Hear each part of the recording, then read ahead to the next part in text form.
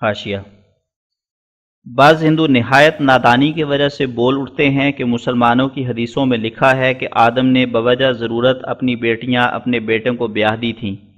سو یہ کام کیا نیوگ سے کچھ کم ہے؟ سو ایسے ہندوؤں کو یاد رہے کہ یہ بیان نہ قرآن مجید میں پایا جاتا ہے نہ ہمارے نبی صلی اللہ علیہ وسلم کی حدیث میں، اور اگر ہے تو دکھلاؤ۔ ہاں، بعض مسلمانوں کا یہ قول ضرور لکھا ہے کہ حضرت آدم کے وقت چونکہ اور انسان دنیا میں نہ تھے، اس لیے خدا نے یہ کیا کہ حوا ان کی بیوی ہمیشہ لڑکی اور لڑکا توم جنتے، اور حضرت آدم پہلے پیٹ کی لڑکی کو دوسرے پیٹ کے لڑکے کے ساتھ شادی کر دیتے۔ لیکن اس قول کا قائل نہ تو قرآن سے کوئی سند لایا اور نہ رسول اللہ صلی اللہ علیہ وسلم کی کوئی حدیث اس نے پیش کی،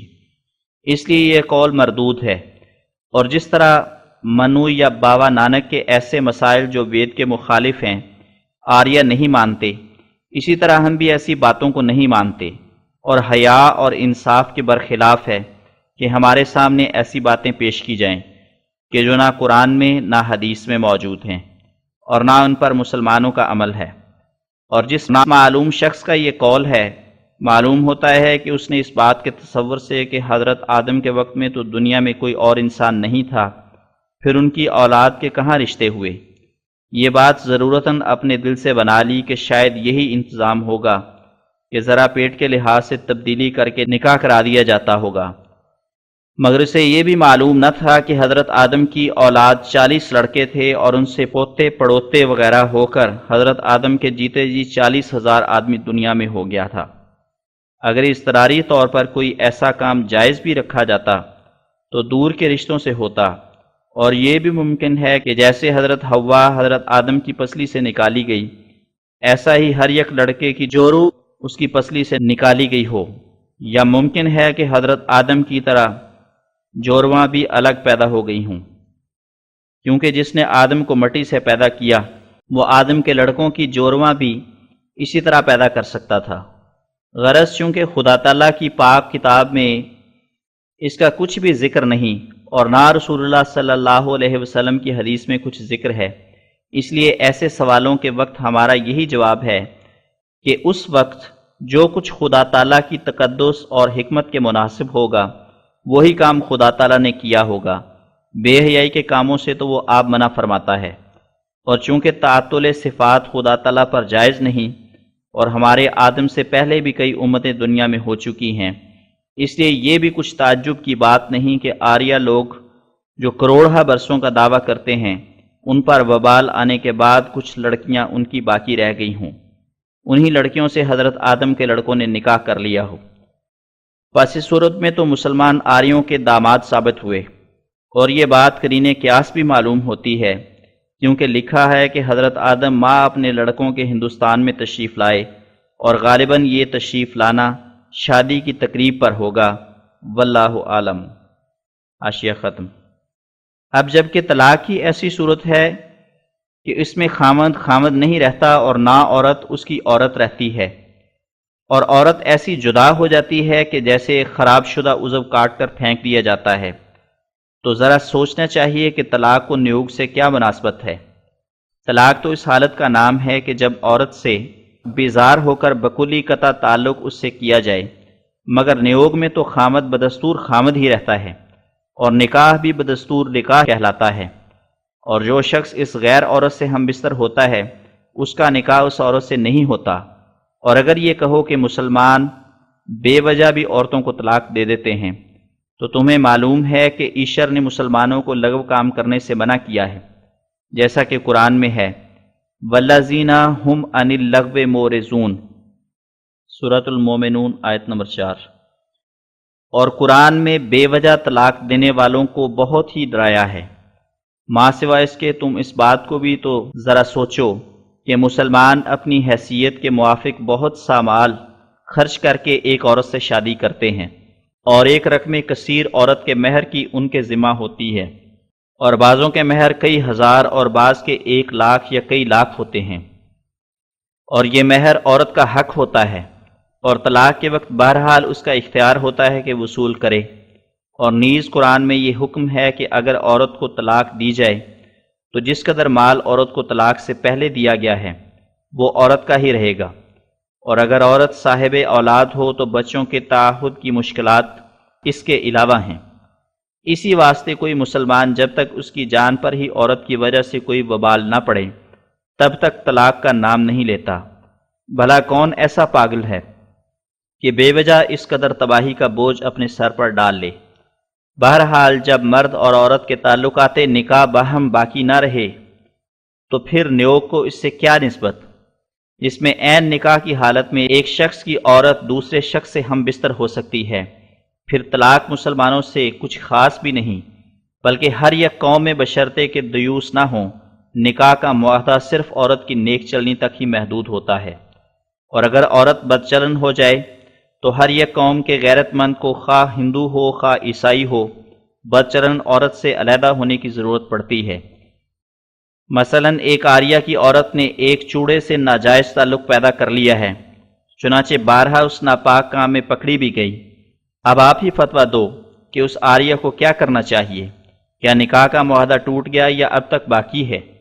کیا یہ اچھا ہے کہ وہ مسلمانوں کی طرح اس عورت کو طلاق دے دے، یا یہ کہ ایک دیوس بن کر اس آشنا پر راضی رہے؟ یا مثلا ایک عورت علاوہ بدکار ہونے کے خاوند کے قتل کرنے کے فکر میں ہے، تو کیا یہ جائز ہے کہ اس کا خاوند ایک مدت تک اس کی بدکاری کو دیکھتا رہے اور اس پر خوش رہے، اور آخر اس فاسقہ کے ہاتھ سے قتل ہو؟ غرض یہ مثال نہایت درست ہے کہ گندی عورت گندے عضو کی طرح ہے، اور اس کا کاٹ کر پھینکنا اسی قانون کے روح سے ضروری پڑا ہوا ہے جس قانون کے روح سے ایسے عضو کاٹے جاتے ہیں، اور چونکہ ایسی عورتوں کو اپنے پاس سے دفع کرنا واقعی طور پر ایک پسندیدہ بات اور انسانی غیرت کے مطابق ہے، اس لیے کوئی مسلمان اس کارروائی کو چھپے چھپے ہرگز نہیں کرتا، مگر نیوگ چھپ کر کیا جاتا ہے، کیونکہ دل گواہی دیتا ہے کہ یہ برا کام ہے۔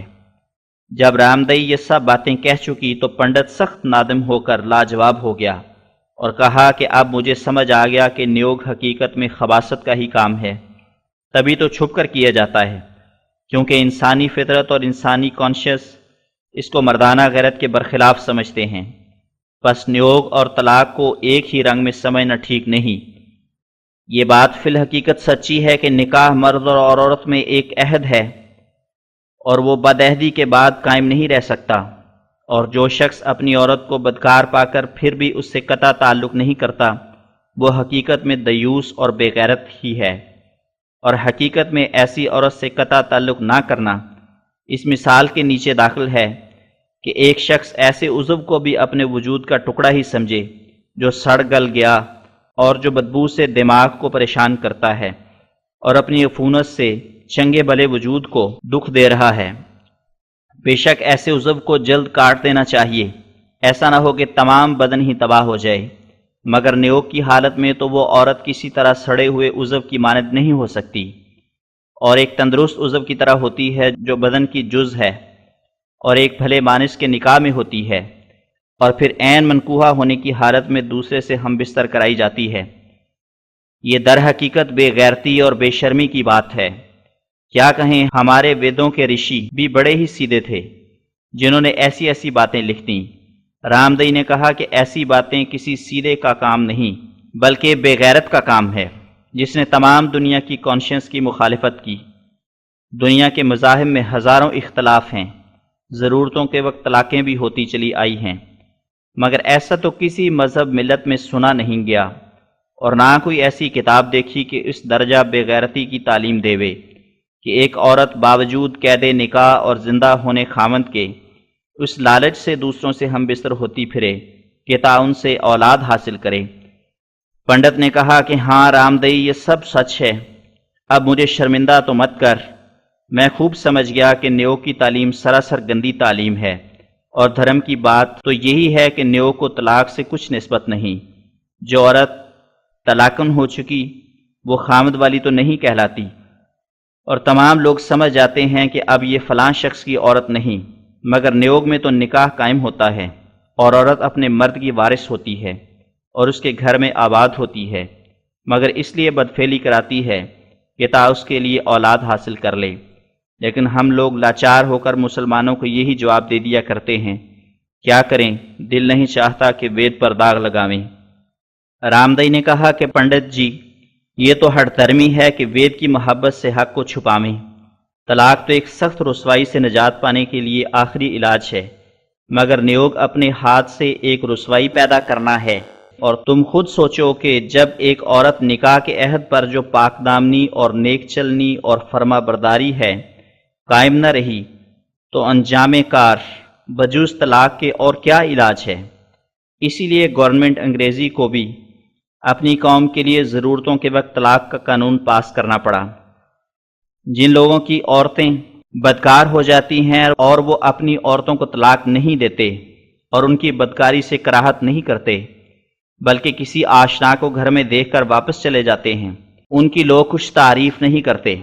بلکہ چاروں طرف سے ان پر لعنتیں پڑتی ہیں اور دیوس کہلاتے ہیں۔ اگر وہ انسانی غیرت سے طلاق دیتے تو کوئی بھی ان کو برا نہ کہتا۔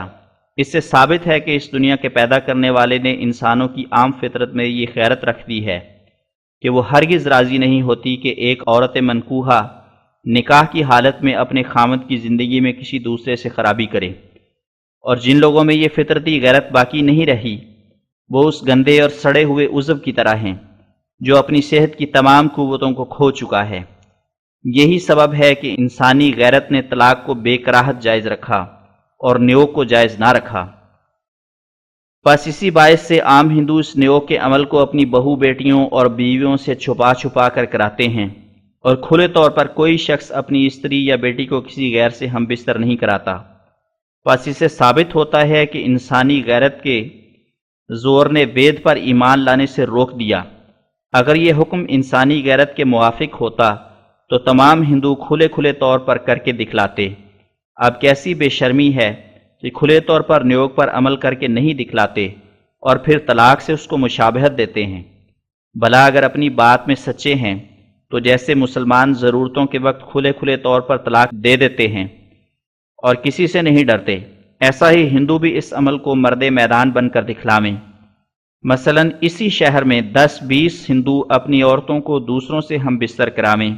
اور اشتہار دے دیں کہ آج رات فلاں فلاں لالا صاحب اور فلاں فلاں پنڈت صاحب نے اپنی جوان عورت کو فلاں فلاں شخص سے اولاد کی غرض سے یا شہوت فروغ کرانے کے لیے ہم بستر کرا دیا ہے، اور جب تک اپنی عورتوں کو غیروں سے ہم بستر نہ کراویں تب تک ان کو طلاق وغیرہ کا نام لے کر کسی الزامی جواب دینے کا حق نہیں پہنچتا، کیونکہ مسلمانوں کی کارروائی منافقانہ نہیں۔ وہ جس بات کو اللہ اور رسول کا حکم قرار دیتے ہیں اس کے بجا لانے میں کسی سے نہیں ڈرتے اور نہ کسی کی ملامت کا اندیشہ کرتے ہیں۔ پس اگر ہندو بھی در حقیقت نیوگ کے مسئلے کو سچا ہی سمجھتے ہیں اور برکتوں کے حاصل کرنے کا ذریعہ قرار دیتے ہیں تو الزامی جوابوں سے پہلے اپنی عورتوں سے کھلے کھلے طور پر نیوگ کرا کر دکھلائیں، ورنہ جھوٹے مردار ہیں۔ یہ بات سن کر پنڈت جی چپکے ہی کھسک گئے، پھر بات نہ کی۔ قادیان کے آریوں کے ان اعتراضوں کا جواب جو انہوں نے اپنے اشتہار میں لکھے ہیں۔ اول، اسلام کی تعلیم میں عورت کو محض ایک ذریعہ شہوت رانی کا سمجھا گیا ہے۔ الجواب، ہم اسی رسالے میں لکھ چکے ہیں کہ اسلام نے نکاح کرنے سے علت غائی ہی یہی رکھی ہے کہ تا انسان کو وجہ حلال سے نفسانی شہوات کا وہ علاج میسر آوے جو ابتدا سے خدا تعالیٰ کے قانون قدرت میں رکھا گیا ہے، اور اس طرح اس کو عفت اور پرہیزگاری حاصل ہو کر ناجائز اور حرام شہوت رانیوں سے بچا رہے۔ کیا جس نے اپنی پاک کلام میں فرمایا کہ نساؤکم حرث لکم، یعنی تمہاری عورتیں تمہاری کھیتیاں ہیں، اس کی نسبت کہہ سکتے ہیں کہ اس کی غرض صرف یہ تھی کہ تا لوگ شہوت رانی کریں اور کوئی مقصد نہ ہو؟ کیا کھیتی سے صرف لہو و لعب ہی غرض ہوتی ہے، یا یہ مطلب ہوتا ہے کہ جو بیج بویا گیا ہے اس کو کامل طور پر حاصل کر لیں؟ پھر میں کہتا ہوں کہ کیا جس نے اپنی مقدس کلام میں فرمایا محسنینہ غیر مصافحینہ، سورۃ النساء آیت نمبر 25، یعنی تمہارے نکاح کا یہ مقصود ہونا چاہیے کہ تمہیں عفت اور پرہیزگاری حاصل ہو اور شہوات کے بد نتائج سے بچ جاؤ۔ یہ نہیں مقصود ہونا چاہیے کہ تم حیوانات کی طرح بغیر کسی پاک غرض کے شہوت کے بندے ہو کر اس کام میں مشغول ہو۔ کیا اس حکیم خدا کی نسبت یہ خیال کر سکتے ہیں کہ اس نے اپنی تعلیم میں مسلمانوں کو صرف شہوت پرست بنانا چاہا، اور یہ باتیں فقط قرآن شریف میں نہیں بلکہ ہماری معتبر حدیث کی دو کتابیں بخاری اور مسلم میں بھی آن حضرت صلی اللہ علیہ وسلم سے یہی روایت ہے، اور اعادہ کی حاجت نہیں۔ ہم اسی رسالے میں لکھ چکے ہیں کہ قرآن کریم تو اسی غرض سے نازل ہوا کہ تا ان کو جو بندہ شہوت تھے خدا تعالیٰ کی طرف رجوع دلاوے اور ہر ایک بے اعتدالی کو دور کرے۔ عرب میں صدہا بیویوں تک نکاح کر لیتے تھے اور پھر ان کے درمیان اعتدال بھی ضروری نہیں سمجھتے تھے۔ ایک مصیبت میں عورتیں پڑی ہوئی تھیں، جیسا کہ اس کا ذکر جان ڈیون پورٹ اور دوسرے بہت سے انگریزوں نے بھی لکھا ہے۔ نوٹ: جان ڈیون پورٹ اپنی کتاب کے صفحہ 85 میں لکھتے ہیں کہ اہل عرب میں ایک سے زیادہ بیویاں کرنے کا قدیم سے رواج چلا آتا تھا۔ آپ کے احکام نے یعنی آن حضرت صلی اللہ علیہ وسلم کی تعلیم نے کثرت نکاح کے طریق کو جو اہل مشرق میں بہت رواج پا گیا تھا کم کر دیا، یعنی گھٹا دیا۔ وہ لوگ علاوہ کثرت ازدواج کے اپنی رشتہ دار عورتوں سے بھی خراب ہوا کرتے تھے،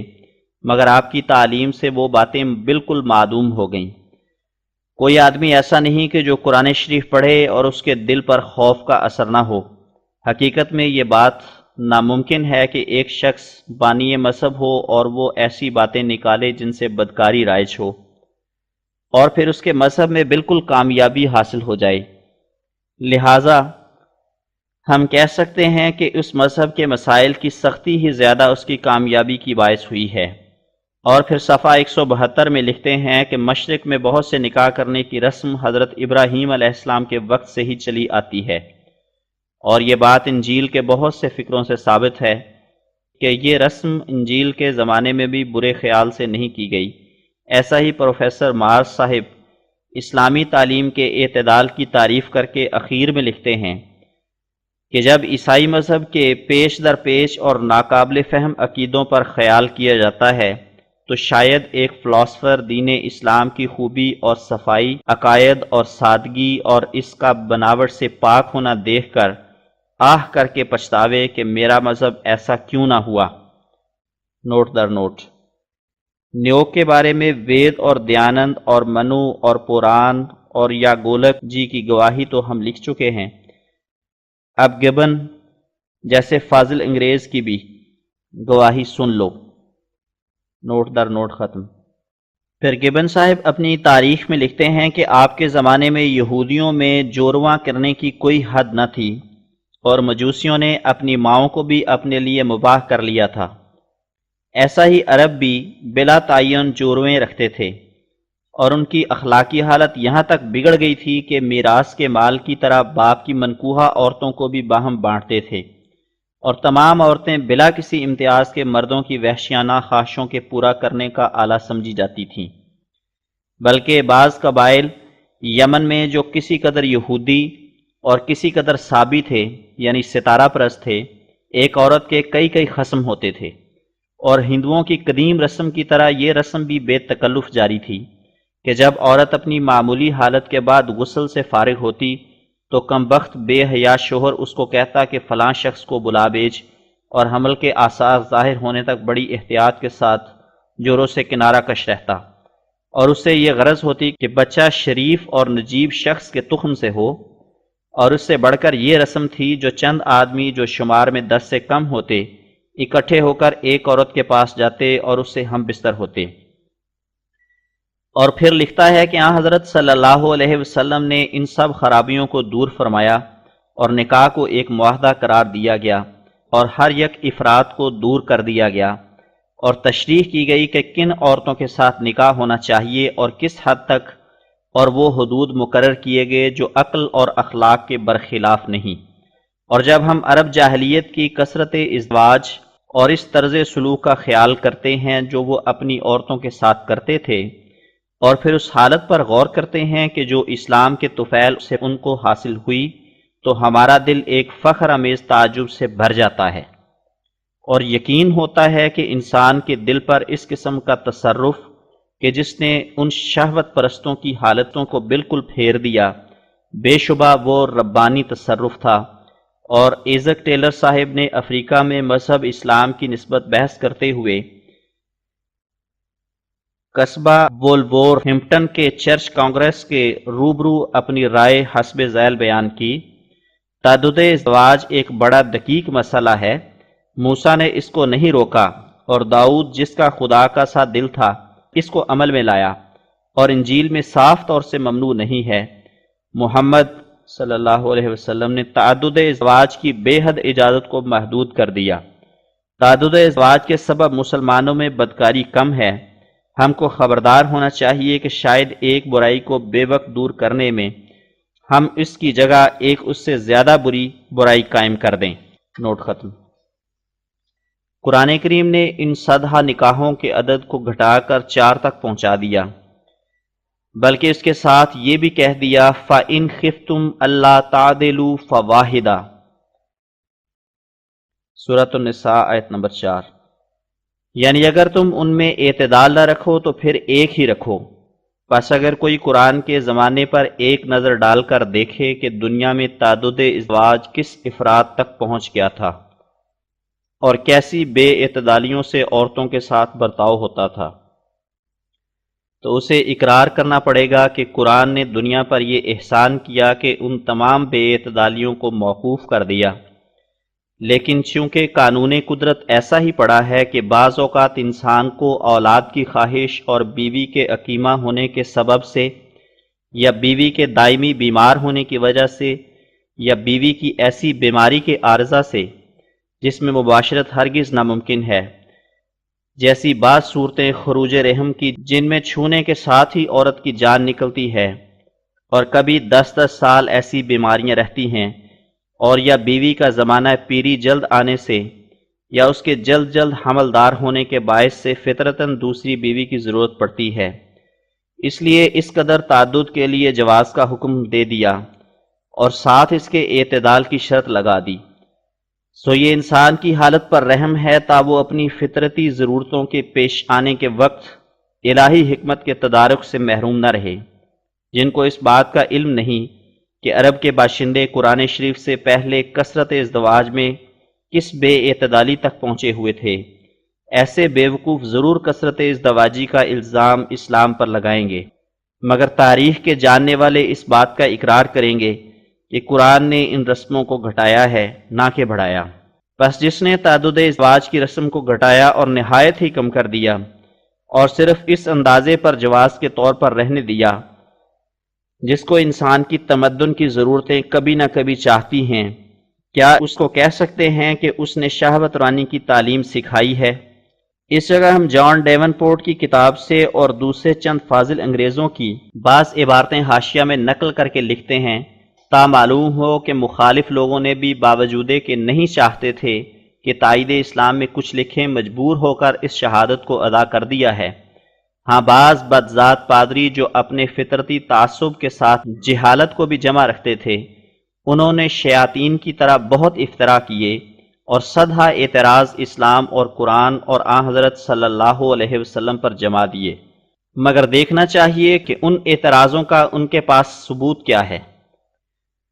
کیا قرآن شریف سے یا کسی حدیث صحیح سے انہوں نے لیے ہیں؟ ہمیں تو ان نادانوں پر نہایت افسوس کے ساتھ رونا آتا ہے کہ جنہوں نے جلد بازی سے نہ صرف اپنے تئیں تباہ کیا بلکہ بعض متعصب آریوں کو بھی ساتھ ہی لے ڈوبے۔ یہ کمینہ تباہ لوگ نکتہ چینی کے لیے تو حریص تھے ہی، اس پر چند شریر اور نادان عیسائیوں کی کتابیں ان کو مل گئیں، اور شیطانی جوش نے یہ تلقین دی کہ یہ سب سچ ہے، لہٰذا اس روح سیاہی اور ندامت کا انہوں نے بھی حصہ لیا جو اب نادان پادریوں کے منہ پر نمایاں ہے۔ میرے نزدیک جھوٹا ثابت ہونے کی ذلت ہزاروں موتوں سے بدتر ہے۔ اگر عیسائی سچے تھے تو اب ہماری باتوں کا کیوں جواب نہیں دیتے؟ اگر وہ عربی میں دخل رکھتے تھے تو ہم نے نور الحق کو تالیف کر کے 5000 روپے کا اشتہار دیا اور کہا کہ یہ روپیہ اپنے پاس ہی جمع کرا لیں اور عربی میں بالمقابل کتاب لکھ کر دکھلاویں، سو ایسے چپ ہوئے کہ گویا مر گئے۔ کیا یہی وہ لوگ تھے جن کی شہادت قرآن کریم کی نکتہ چینی میں قبول کی گئی کسی کتاب کی تعلیم پر ذاتی حملہ کرنے کے لیے یہ ضروری ہے کہ اول اس کتاب کی زبان بھی معلوم ہو، ورنہ صرف دخل بیجا اور شیطانی حرکت ہوگی۔ ہاں، اس صورت میں ایک شخص جو زبان سے ناواقف ہے اعتراض کر سکتا ہے، جب اعتراض کی بنا ایسے فاضل اور مسلم لوگوں کی شہادت پر ہو جو زبان کے ماہر اور دینی اسرار کے محقق مانے گئے ہیں، جیسا کہ ہم نے نیوگ کا اعتراض دیانند کے وید بھاش کے مطابق اور منو اور یاگولک جی اور گردت اور قرآن وغیرہ کے حوالے سے کیا ہے۔ سو ایسے نہایت بزرگ اعتراضوں میں جو قوم کے برگزیدہ اور مسلم پیشواؤں کے حوالوں پر مبنی ہوں، جن کی شہادت کو ماننا ضروری ہو، ہر یک کو حق پہنچتا ہے کہ ان لوگوں کو ملزم کرے جو لوگ ان کی شہادت کو ایک قطعی اور یقینی شہادت سمجھتے ہیں۔ مگر یہ تو نہایت بے ایمانی اور بدذاتی ہے کہ آپ تو زبان میں کچھ بھی مہارت نہ رکھیں اور ان معانی کو قبول نہ کریں جو قوم کے پیشوا بتلاتے ہیں، اور ایسے معنی پیش کریں کہ نہ تو قوم کے پیشوا نے بتلائے اور نہ ان لوگوں نے جو اس پیشوا کے بعد بطور نائب کے تسلیم کیے گئے تھے، اور نہ مسلم العلم والفضل اکابر قوم نے ان معنوں کی طرف کوئی بھی اشارہ کیا۔ یہی خیانتیں ہیں جو نادان پادریوں سے ظہور میں آئیں۔ خدائے کامل و قدوس پر تو ماں کی حاجت کا بھی داغ لگایا، اور اس پاک تعلیم پر اعتراض کیا جس کی راستی پر ایک ایسا بادیہ نشین بھی گواہی دے سکتا ہے جو زمین و آسمان کی بناوٹ کو سوچ کر اس کے خالق کا پتہ لگانا چاہے۔ دوسرا سوال، مسلمان حیض کے دنوں میں بھی عورت سے جدا نہیں ہوتے؟ الجواب، میں نہیں سمجھ سکتا کہ ان بہتان طراز لوگوں کا یہ کیسا اعتراض ہے۔ یہ لوگ جھوٹ بولنے کے وقت کیوں خدا تعالیٰ سے نہیں ڈرتے؟ اللہ تعالیٰ فرماتا ہے، فَاعْتَزِلُوا النِّسَاءَ فِي الْمَحِيضِ وَلَا تَقْرَبُوهُنَّ حَتَّى يَطْهُرْنَ، الجزء نمبر 2 سورۃ البقرہ، آیت نمبر 223۔ یعنی حیض کے دنوں میں عورتوں سے کنارہ کرو اور ان کے نزدیک مت جاؤ، یعنی صحبت کے ارادہ سے، جب تک کہ وہ پاک ہو لیں۔ اگر ایسی صفائی سے کنارہ کشی کا بیان وید میں بھی ہو تو کوئی صاحب پیش کریں، لیکن ان آیات سے یہ مراد نہیں کہ خامد کو بغیر ارادہ صحبت کے اپنی عورت کو ہاتھ لگانا بھی حرام ہے۔ یہ تو حماقت اور بے وقوفی ہوگی کہ بات کو اس قدر دور کھینچا جائے کہ تمدن کے ضرورات میں بھی حرج واقع ہو، اور عورت کو ایام حیض میں ایک ایسی زہر قاتل کی طرح سمجھا جائے جس کے چھونے سے فی الفور موت نتیجہ ہے۔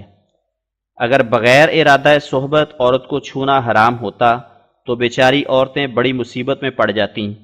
بیمار ہوتیں تو کوئی نبض بھی نہ دیکھ سکتا، گرتیں تو کوئی ہاتھ سے اٹھا نہ سکتا، اگر کسی درد میں ہاتھ پیر دبانے کی محتاج ہوتیں تو کوئی دبا نہ سکتا، اگر مرتیں تو کوئی دفن نہ کر سکتا، کیونکہ ایسی پلید ہو گئیں کہ اب ہاتھ لگانا ہی حرام ہے۔ سو یہ سب نافہموں کی جہالتیں ہیں، اور سچ یہی ہے کہ خامد کو ایام حیض میں صحبت حرام ہو جاتی ہے، لیکن اپنی عورت سے محبت اور آثار محبت حرام نہیں ہوتے۔ تیسرا سوال، کیا طلاق میں غیرت سے کام لیا گیا ہے کہ ایک شخص غصے سے اپنی عورت کو ماں بہن کہہ کر طلاق دے دے تو اسے پھر عورت بنانا اور گھر میں لانا جائز نہیں جب تک 3 مہینے غیر شخص کا بستر گرم نہ کر لے؟ الجواب، یہ اعتراض صرف ہندوؤں کے تعصب اور بہتان تراشی اور دروغ گوئی پر ہی دلیل نہیں، بلکہ اس بات پر بھی دلیل ہے کہ کس قدر یہ نادان فرقہ تعلیم قرآن کے پاک اصولوں سے بے خبر ہیں۔ اے لالا صاحبان، اس سے بڑھ کر اور کوئی بھی بد ذاتی نہیں کہ ایک بے اصل افطرا کو ایسے الفاظ میں پیش کریں جس سے یہ یقین دلانا منظور ہو کہ ہمیں اس میں یقینی اور قطعی علم ہے۔ اب میں آپ لوگوں کی کیا کیا غلطی دور کروں کہ آپ لوگوں نے اس سوال کو غلطیوں کی معجون بنا دیا۔ اول تو کسی جاہل کا غصہ میں ماں بہن کہہ دینا طلاق کا موجب ہی نہیں ہو سکتا۔ اللہ جل شانہ فرماتا ہے، الذین یظاہرون منکم من نسائہم ما ہن امہاتہم ان امہاتہم الا اللائی ولدنہم وَإِنَّهُمْ لَيَقُولُونَ مُنْكَرًا مِنَ الْقَوْلِ وَزُورًا وَإِنَّ اللَّهَ لَعَفُوٌّ غَفُورٌ وَالَّذِينَ يُظَاهِرُونَ مِن نِّسَائِهِمْ ثُمَّ يَعُودُونَ لِمَا قَالُوا فَتَحْرِيرُ رَقَبَةٍ مِّن قَبْلِ أَن يَتَمَاسَا ذَلِكُمْ تُوعَظُونَ بِهِ وَاللَّهُ بِمَا تَعْمَلُونَ خَبِيرٌ فَمَن لَّمْ يَجِدْ فَصِيَامُ شَهْرَيْنِ مُتَتَابِعَيْنِ مِن قَبْلِ أَن يَتَمَاسَّا فَمَن لَّمْ يَسْتَطِعْ فَإِطْعَامُ 60 مسکینا۔ الجزء نمبر 28 سورۃ المجادلہ، آیت نمبر 3 تا 5۔ یعنی جو شخص اپنی عورت کو ماں کہہ بیٹھے تو وہ حقیقت میں اس کی ماں نہیں ہو سکتی، ان کی مائیں وہی ہیں جن سے وہ پیدا ہوئے، سو یہ ان کی بات نامعقول اور سراسر جھوٹ ہے، اور خدا معاف کرنے والا اور بخشنے والا ہے۔ اور جو لوگ ماں کہہ بیٹھیں اور پھر رجوع کریں تو اپنی عورت کو چھونے سے پہلے ایک گردن آزاد کر دیں، یہی خدائے خبیر کی طرف سے نصیحت ہے۔ اور اگر گردن آزاد نہ کر سکیں تو اپنی عورت کو چھونے سے پہلے 2 مہینے کے روزے رکھیں، اور اگر روزے نہ رکھ سکیں تو 60 مسکینوں کو کھانا کھلاویں۔ اب فرمائیے کہ جھوٹے بدذات کو کیا سزا دی جاوے، جس نے ناحق افترا کر کے اپنی طرف سے یہ بات بنائی کہ ماں کہنے کی حالت میں ایسی طلاق ہو جاتی ہے کہ پھر جب تک عورت دوسرا قسم نہ کر لے خاوند کی طرف رجوع نہیں کر سکتی۔ ایسے دروغگوؤں کو اگر ایک مرتبہ بھی سزا ہو جائے تو پھر آئندہ جھوٹ بنانے پر جرأت نہ کریں۔ دیکھو کیسی بے حیائی اور افترا پردازی ہے کہ نیوگ کی بات پر غصہ کر کے قرآن پر افترا باندھا۔ یہ غصہ وید پر کرنا چاہیے تھا جس نے ہندوؤں کی عزت کو خاک میں ملا دیا، ایسا کہ وہ منہ دکھانے کے لائق بھی نہ رہے۔ پھر یہ غصہ منو پر کرنا چاہیے تھا جس نے وید کی ان شرطیوں کو شائع کیا۔ پھر یا گولک وید کا بھاشی کار اس غصے کے لائق تھا جس نے یہ تفسیر لکھ کر سارے آریہ ورت میں شائع کی۔ پھر پرانوں پر یہ غصہ چاہیے تھا جنہوں نے گھر گھر یہ خوشخبری سنائی، اور پھر دیانت کو کچھ سزا دینی چاہیے تھی جس نے اس زمانے میں وید کا پردہ فاش کیا۔ پھر گوردت بھی کسی قدر مار کھانے کے لائق تھا جس نے نیوگ کے جواز پر انگریزی رسالے لکھے اور میدان میں کھڑے ہو کر دعویٰ کیا کہ وید کی روح سے زندہ خامد والی کا نیوگ جائز ہے۔ لیکن ان بھلے بانسوں نے قرآن کی تعلیم پر کیوں افترا کیا؟ اب ہمیں دکھلاویں کہ قرآن کریم میں یا کسی حدیث میں کہاں ہے کہ جو اپنی عورت کو ماں کہہ بیٹھے پھر وہ عورت تب اس کے گھر میں آباد ہو سکتی ہے جبکہ دوسرے کے نکاح میں آ جاوے اور 3 مہینے اس کے گھر میں آباد رہے، اور اگر دکھلا نہ سکیں تو بجز اس کے کیا کہیں کہ لعنت اللہ علی الکاذبین۔ جس کی تعلیم یہ خیانت ہے ایسے دین پر 1000 لعنت ہے۔ اب ہم ان نادانوں پر یہ ظاہر کرتے ہیں کہ قرآن میں کون سی ہدایتیں ہیں جن کی پابندی کے بعد پھر ایک شخص طلاق دینے کا مجاز ہوتا ہے، اور وہ یہ ہیں: واللاتی تخافون نشوزہن فعظوہن واہجروہن فی المضاجع واضربوہن فإن أطعنکم فلا تبغوا علیہن سبیلا ان اللہ کان علیٰ کبیرا وإن خفتم شقاق بینہما فابعثوا حکما من اہلہ وحکما من اہلہا ان یریدا اصلاحا یوفق اللہ بینہما ان اللہ کان علیما خبیرا۔ سورۃ النساء آیت نمبر 35-36۔ یعنی جن عورتوں کی طرف سے ناموافقت کے آثار ظاہر ہو جائیں پس تم ان کو نصیحت کرو اور خوابگاہوں میں ان سے جدا رہو اور مارو، یعنی جیسی جیسی صورت اور مصلحت پیش آوے۔ پس اگر وہ تمہاری تابع دار ہو جائیں تو تم بھی طلاق وغیرہ کا نام نہ لو اور تکبر نہ کرو کہ کبریائی خدا کے لیے مسلم ہے۔ یعنی دل میں یہ نہ کہو کہ اس کی مجھے کیا حاجت ہے، میں دوسری بیوی کر سکتا ہوں، بلکہ تواضع سے پیش آؤ کہ تواضع خدا کو پیاری ہے۔ اور پھر فرماتا ہے کہ اگر میاں بیوی کی مخالفت کا اندیشہ ہو تو ایک منصف خامد کی طرف سے مقرر کرو اور ایک منصف بیوی کی طرف سے۔ اگر منصف صلح کرانے کے لیے کوشش کریں گے تو خدا توفیق دے دے گا۔ اور پھر فرمایا للذین یولون من نسائہم تربص اربعۃ اشہر فإن فاؤوا فإن اللہ غفور الرحیم وإن عزموا الطلاق فإن اللہ سمیع علیم والمطلقات یتربصن بانفسہن ثلاثۃ قروء۔ سورۃ البقرہ آیت نمبر 228 تا 229۔ الطلاق مرتان فامساک بمعروف او تسریح باحسان ولا یحل لکم ان تأخذوا مما آتیتموہن فإن طلقها فلا تحل له من بعد حتى تنكح زوجا غيره وَإِذَا طَلَّقْتُمُ النِّسَاءَ فَبَلَغْنَ أَجَلَهُنَّ فَلَا تَعْضُلُوهُنَّ أَن يَنكِحْنَ أَزْوَاجَهُنَّ۔ سورۃ البقرہ آیت نمبر 230 تا 233۔ وَاتَّقُوا اللَّهَ رَبَّكُمْ لَا تُخْرِجُوهُنَّ مِن بُيُوتِهِنَّ وَلَا يَخْرُجْنَ إِلَّا أَن يَأْتِينَ بِفَاحِشَةٍ مُبَيِّنَةٍ فَإِذَا بَلَغْنَ أَجَلَهُنَّ فَأَمْسِكُوهُنَّ بِمَعْرُوفٍ أَوْ فَارِقُوهُنَّ بِمَعْرُوفٍ وَمَن يَتَّقِ اللَّهَ يَجْعَل لَّهُ مَخْرَجًا وَيَرْزُقْهُ مِنْ حَيْثُ لَا يَحْتَسِبُ وَاللَّائِي يَئِسْنَ مِنَ الْمَحِيضِ مِن نِّسَائِكُمْ إِنِ ارْتَبْتُمْ فَعِدَّتُهُنَّ ثَلَاثَةُ أَشْهُرٍ وَمَن يَتَّقِ اللَّهَ يَجْعَل لَّهُ مِنْ أَمْرِهِ يُسْرًا ذَلِكَ أَمْرُ اللَّهِ أَنزَلَهُ إِلَيْكُمْ وَمَن يَتَّقِ اللَّهَ يُكَفِّرْ عَنْهُ سَيِّئَاتِهِ وَيُعْظِمْ لَهُ أَجْرًا۔ سورۃ الطلاق آیت نمبر 2 تا 6۔ ترجمہ: جو لوگ اپنی بیویوں سے جدا ہونے کے لیے قسم کھا لیتے ہیں وہ طلاق دینے میں جلدی نہ کریں بلکہ 4 مہینے انتظار کریں، سو اگر وہ اس عرصہ میں اپنے ارادے سے باز آ جاویں پس خدا کو غفور الرحیم پائیں گے، اور اگر طلاق دینے پر پختہ ارادہ کر لیں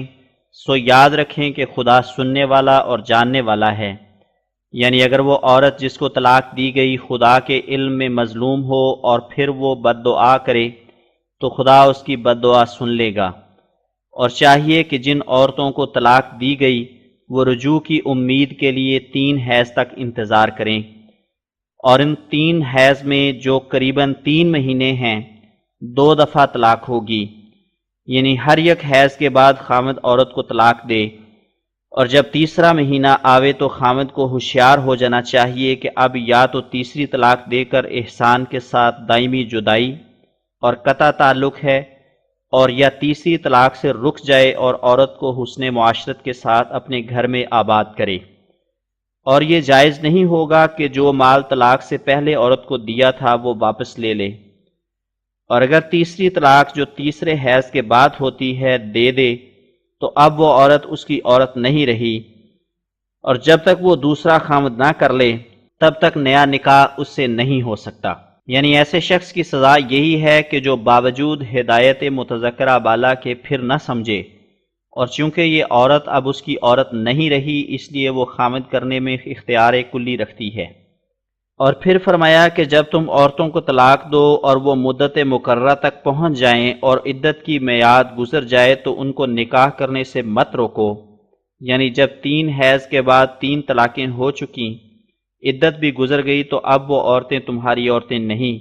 ان کو نکاح کرنے سے مت روکو، اور خدا سے ڈرو اور ان کو عدت کے دنوں میں گھروں میں سے مت نکالو، مگر یہ کہ کوئی کھلی کھلی بدکاری ان سے ظاہر ہو، اور جب 3 حیض کی مدت گزر جائے تو پھر بعد اس کے احسان کے ساتھ رکھ لو یا احسان کے ساتھ اس کو رخصت کر دو۔ اگر کوئی تم میں سے خدا سے ڈرے گا یعنی طلاق دینے میں جلدی نہیں کرے گا اور کسی بے ثبوت شبہ پر بگڑ نہیں جائے گا تو خدا اس کو تمام مشکلات سے رہائی دے گا، اور اس کو ایسے طور سے رزق پہنچائے گا کہ اسے علم نہیں ہوگا، کہ مجھے کہاں سے رزق آتا ہے، اور جو عورتیں حیض سے نومید ہو گئی ہیں ان کی مہلت طلاق بجائے 3 حیض کے 3 مہینے ہیں، اور جو خدا سے ڈرے گا یعنی طلاق دینے میں جلدی نہیں کرے گا، خدا اس کے کام میں آسانی پیدا کر دے گا۔ یہ خدا کا حکم ہے جو تمہاری طرف اتارا گیا، اور جو خدا سے ڈرے گا یعنی طلاق دینے میں جلدی نہیں کرے گا اور حتی الوسع طلاق سے دستبردار رہے گا، خدا اس کے تمام گناہ معاف کر دے گا اور اس کو بہت بڑا اجر دے گا۔ حاشیہ: اگر کوئی عورت اذیت اور مصیبت کا باعث ہو تو ہم کو کیوں کر یہ خیال کرنا چاہیے کہ خدا ہم سے ایسی عورت کے طلاق دینے سے ناخوش ہوگا۔ میں دل کی سختی کو اس شخص سے منسوب کرتا ہوں جو اس عورت کو اپنے پاس رہنے دے، نہ اس شخص سے جو اس کو ایسی صورتوں میں اپنے گھر سے نکال دے۔ ناموافقت سے عورت کو رکھنا ایسی سختی ہے جس میں طلاق سے زیادہ بے رحمی ہے۔ طلاق ایک مصیبت ہے جو ایک بدتر مصیبت کے عوض اختیار کی جاتی ہے۔ تمام معاہدے بدعہدی سے ٹوٹ جاتے ہیں۔ پھر اس پر کون سی معقول دلیل ہے کہ نکاح کا معاہدہ ٹوٹ نہیں سکتا؟ اور کیا وجہ کہ نکاح کی نوعیت تمام معاہدوں سے مختلف ہے؟ عیسیٰ نے زنا کی شر سے طلاق کی اجازت دی، مگر آخر اجازت تو دے دی۔ نکاح ملاپ کے لیے ہے، اس لیے نہیں کہ ہم دائمی تردد اور نزاع کے باعث سے پریشان خاطر رہیں۔ خلاصہ تقریر جان ملٹن: اگر مرد کسی دوسری جگہ چلا جائے اور اپنے گھر پر حاضر نہ ہو تو آریوں کی عورتوں کو چاہیے کہ میعاد مقررہ کے بعد نیوگ یعنی کسی دوسرے سے ہم بستر ہو کر اولاد جن لیں۔ کسی کی اجازت کی بھی ضرورت نہیں، اور وید آ گیا موافق بیان پنڈت دیانت کے یہ ہے: دواہت استری جو ودھات پتی دھرم کے ارتھ پردیش میں گیا ہو تو 8 برش، ودیا اور کیرتی کے لیے گیا ہو تو 6، اور دھن ندی کامنا کے لیے گیا ہو تو 3 برش تک باٹ دیکھے، پشچات نیوگ کر کے سنتان اتپتی کر لے۔ جب دواہت پتی آوے تب نیوکت پتی چھوٹ جاوے۔ بس جس حالت میں ہندوؤں کی عورتیں ایسی آزاد ہیں کہ خامد مثلا نوکر چاکر ہے، کوئی مفقود الخبر اور گمشدہ نہیں، خط روز آتے ہیں، مقام شہر کا نام معلوم ہے، اگر چاہیں تو آسانی سے وہاں جا سکتے ہیں، مگر پھر بھی وید نے یہ تعلیم نہیں دی کہ ضرورت شہوت کے وقت میں خامدوں کے پاس چلی جائیں، خاص کر جب خامد ایک جگہ نوکر اور بڑے معزز عہدے پر ہو، مثلا ڈپٹی کمشنر ہو تو روپے کی بھی کمی نہیں، مگر پھر بھی وید نے زناکاری کی رغبت دی۔ اس سے معلوم ہوا کہ وید کے رشیوں کو زنا بہت ہی پیارا تھا، تبھی تو حلال وجہ کے جماع کی پرواہ نہ رکھ کر نیوگ کو ہی پسند کیا۔ بہرحال جس حالت میں وید کی آگیا کے بموجب اس صورت میں بھی ایک ہندو عورت نیوگ کرا سکتی ہے، جبکہ ایک جگہ خامد نوکر ہو، اور وید نے یہ حکم نہیں دیا کہ عورت خامد کے پاس چلی جاوے، بلکہ نیوگ کرانے کی اجازت دے دی ہے، تو پھر جب کوئی آریہ جیل خانے میں قید ہو تو اس صورت میں تو ہندو عورت کو نیوگ کے لیے اعلیٰ درجے کا حق پیدا ہوگا، کیونکہ وہ جیل خانے میں نہیں جا سکتی تھی۔ حاشیہ ختم۔ سوال چوتھا: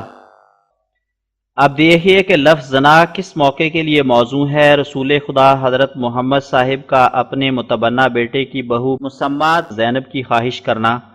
اور اس کے معقول عذر پر یہ بہانہ کرنا کہ خدا تعالیٰ نے عرش پر اپنی زبان مبارک سے میرا اور تیرا نکاح پڑھ دیا ہے۔ الجواب: اے لالا صاحبان، آپ لوگوں نے ہمارے سید و مولا رسول اللہ صلی اللہ علیہ وسلم پر جو تمام پرہیزگاروں اور پاک دلوں کے سردار ہیں زنا کی تہمت لگائی، اگرچہ تعزیرات ہند دفعہ 298 کی روح سے ایسے شخصوں کی توہین کے مقدمے میں جو ایک عظیم الشان پیشوا کی نسبت کی گئی ہے،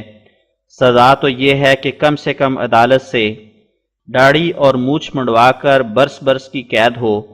اور پیچھے کھترانیوں اور مصرانیوں کو بجوز نیوگ کرانے کے اور کوئی صورت کاروائی کے لیے باقی نہ رہے۔ لیکن بالفعل ہم اس امید سے برداشت کرتے ہیں کہ تا شاید تم آئندہ باز آ جاؤ۔ اب ہم ان آریوں کے اس پر افتراء اعتراض کی بیخ کنی کی طرف متوجہ ہوتے ہیں جو انہوں نے زینب کے نکاح کی نسبت تراشا ہے۔ ان مفتری لوگوں نے اعتراض کی بنا دو باتیں ٹھہرائی ہیں۔ نمبر ایک یہ کہ متبنہ اگر اپنی جورو کو طلاق دے دیوے تو متبنہ کرنے والے کو اس عورت سے نکاح جائز نہیں۔ نمبر دو یہ کہ زینب آن حضرت صلی اللہ علیہ وسلم کے نکاح سے ناراض تھی، تو گویا آن حضرت نے زینب کے معقول عذر پر یہ بہانہ گھڑا کہ مجھ پر وحی نازل ہوئی ہے، سو ہم ان دو باتوں کا ذیل میں جواب دیتے ہیں۔ امر اول کا جواب یہ ہے کہ جو لوگ متبنہ کرتے ہیں ان کا یہ دعویٰ سراسر لغو اور باطل ہے کہ وہ حقیقت میں بیٹا ہو جاتا ہے، اور بیٹوں کے تمام احکام اس کے متعلق ہوتے ہیں۔ ظاہر ہے کہ قانون قدرت اس بیہودہ دعوے کو رد کرتا ہے، اس لیے کہ جس کا نطفہ ہوتا ہے اسی کے اعضاء میں سے بچہ کے اعضاء حصہ لیتے ہیں، اسی کے گواہ کے مشابہ اس کے گواہ ہوتے ہیں، اور اگر وہ انگریزوں کی طرح سفید رنگ رکھتا ہے تو یہ بھی اس سفیدی سے حصہ لیتا ہے، اگر وہ حبشی ہے تو اس کو بھی اس سیاہی کا بکھرا ملتا ہے، اگر وہ عاشق زدہ ہے تو یہ بیچارہ بھی اسی بلا میں پھنس جاتا ہے۔ غرض جس کا حقیقت میں نطفہ ہے اسی کے آثار بچے میں ظاہر ہوتے ہیں،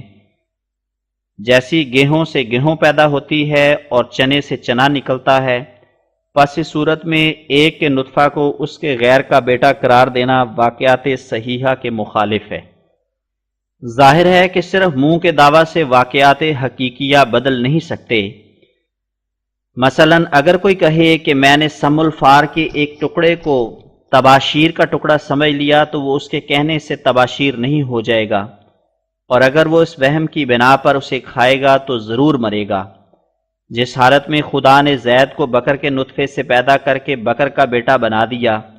تو پھر کسی انسان کی فضول گوئی سے وہ خالد کا بیٹا نہیں بن سکتا، اور اگر بکر اور خالد ایک مکان میں اکٹھے بیٹھے ہوں اور اس وقت حکم حاکم پہنچے کہ زید جس کا حقیقت میں بیٹا ہے اس کو پھانسی دیا جائے، تو اس وقت خالد فی الفور عذر کر دے گا کہ زید حقیقت میں بکر کا بیٹا ہے، میرا اس سے کچھ تعلق نہیں۔ یہ ظاہر ہے کہ کسی شخص کے دو باپ تو نہیں ہو سکتے، پس اگر متبنہ بنانے والا حقیقت میں باپ ہو گیا ہے تو یہ فیصلہ ہونا چاہیے کہ اصلی باپ کس دلیل سے لا دعویٰ کیا گیا ہے۔ غرض اس سے زیادہ کوئی بات بھی بیہودہ نہیں کہ خدا کی بنائی ہوئی حقیقتوں کو بدل ڈالنے کا قصد کریں۔ دو باتیں ہندوؤں میں قدیم سے چلی آتی ہیں، بیٹا بنانا اور خدا بنانا۔ بیٹا بنانے کے لیے تو بڑا عمدہ طریق نیوگ ہے، اور خدا اس طرح بناتے ہیں کہ سالگرام کے پتھر پر معمولی منتر پڑھ کر، جس کو آواہن کا منتر بھی کہتے ہیں،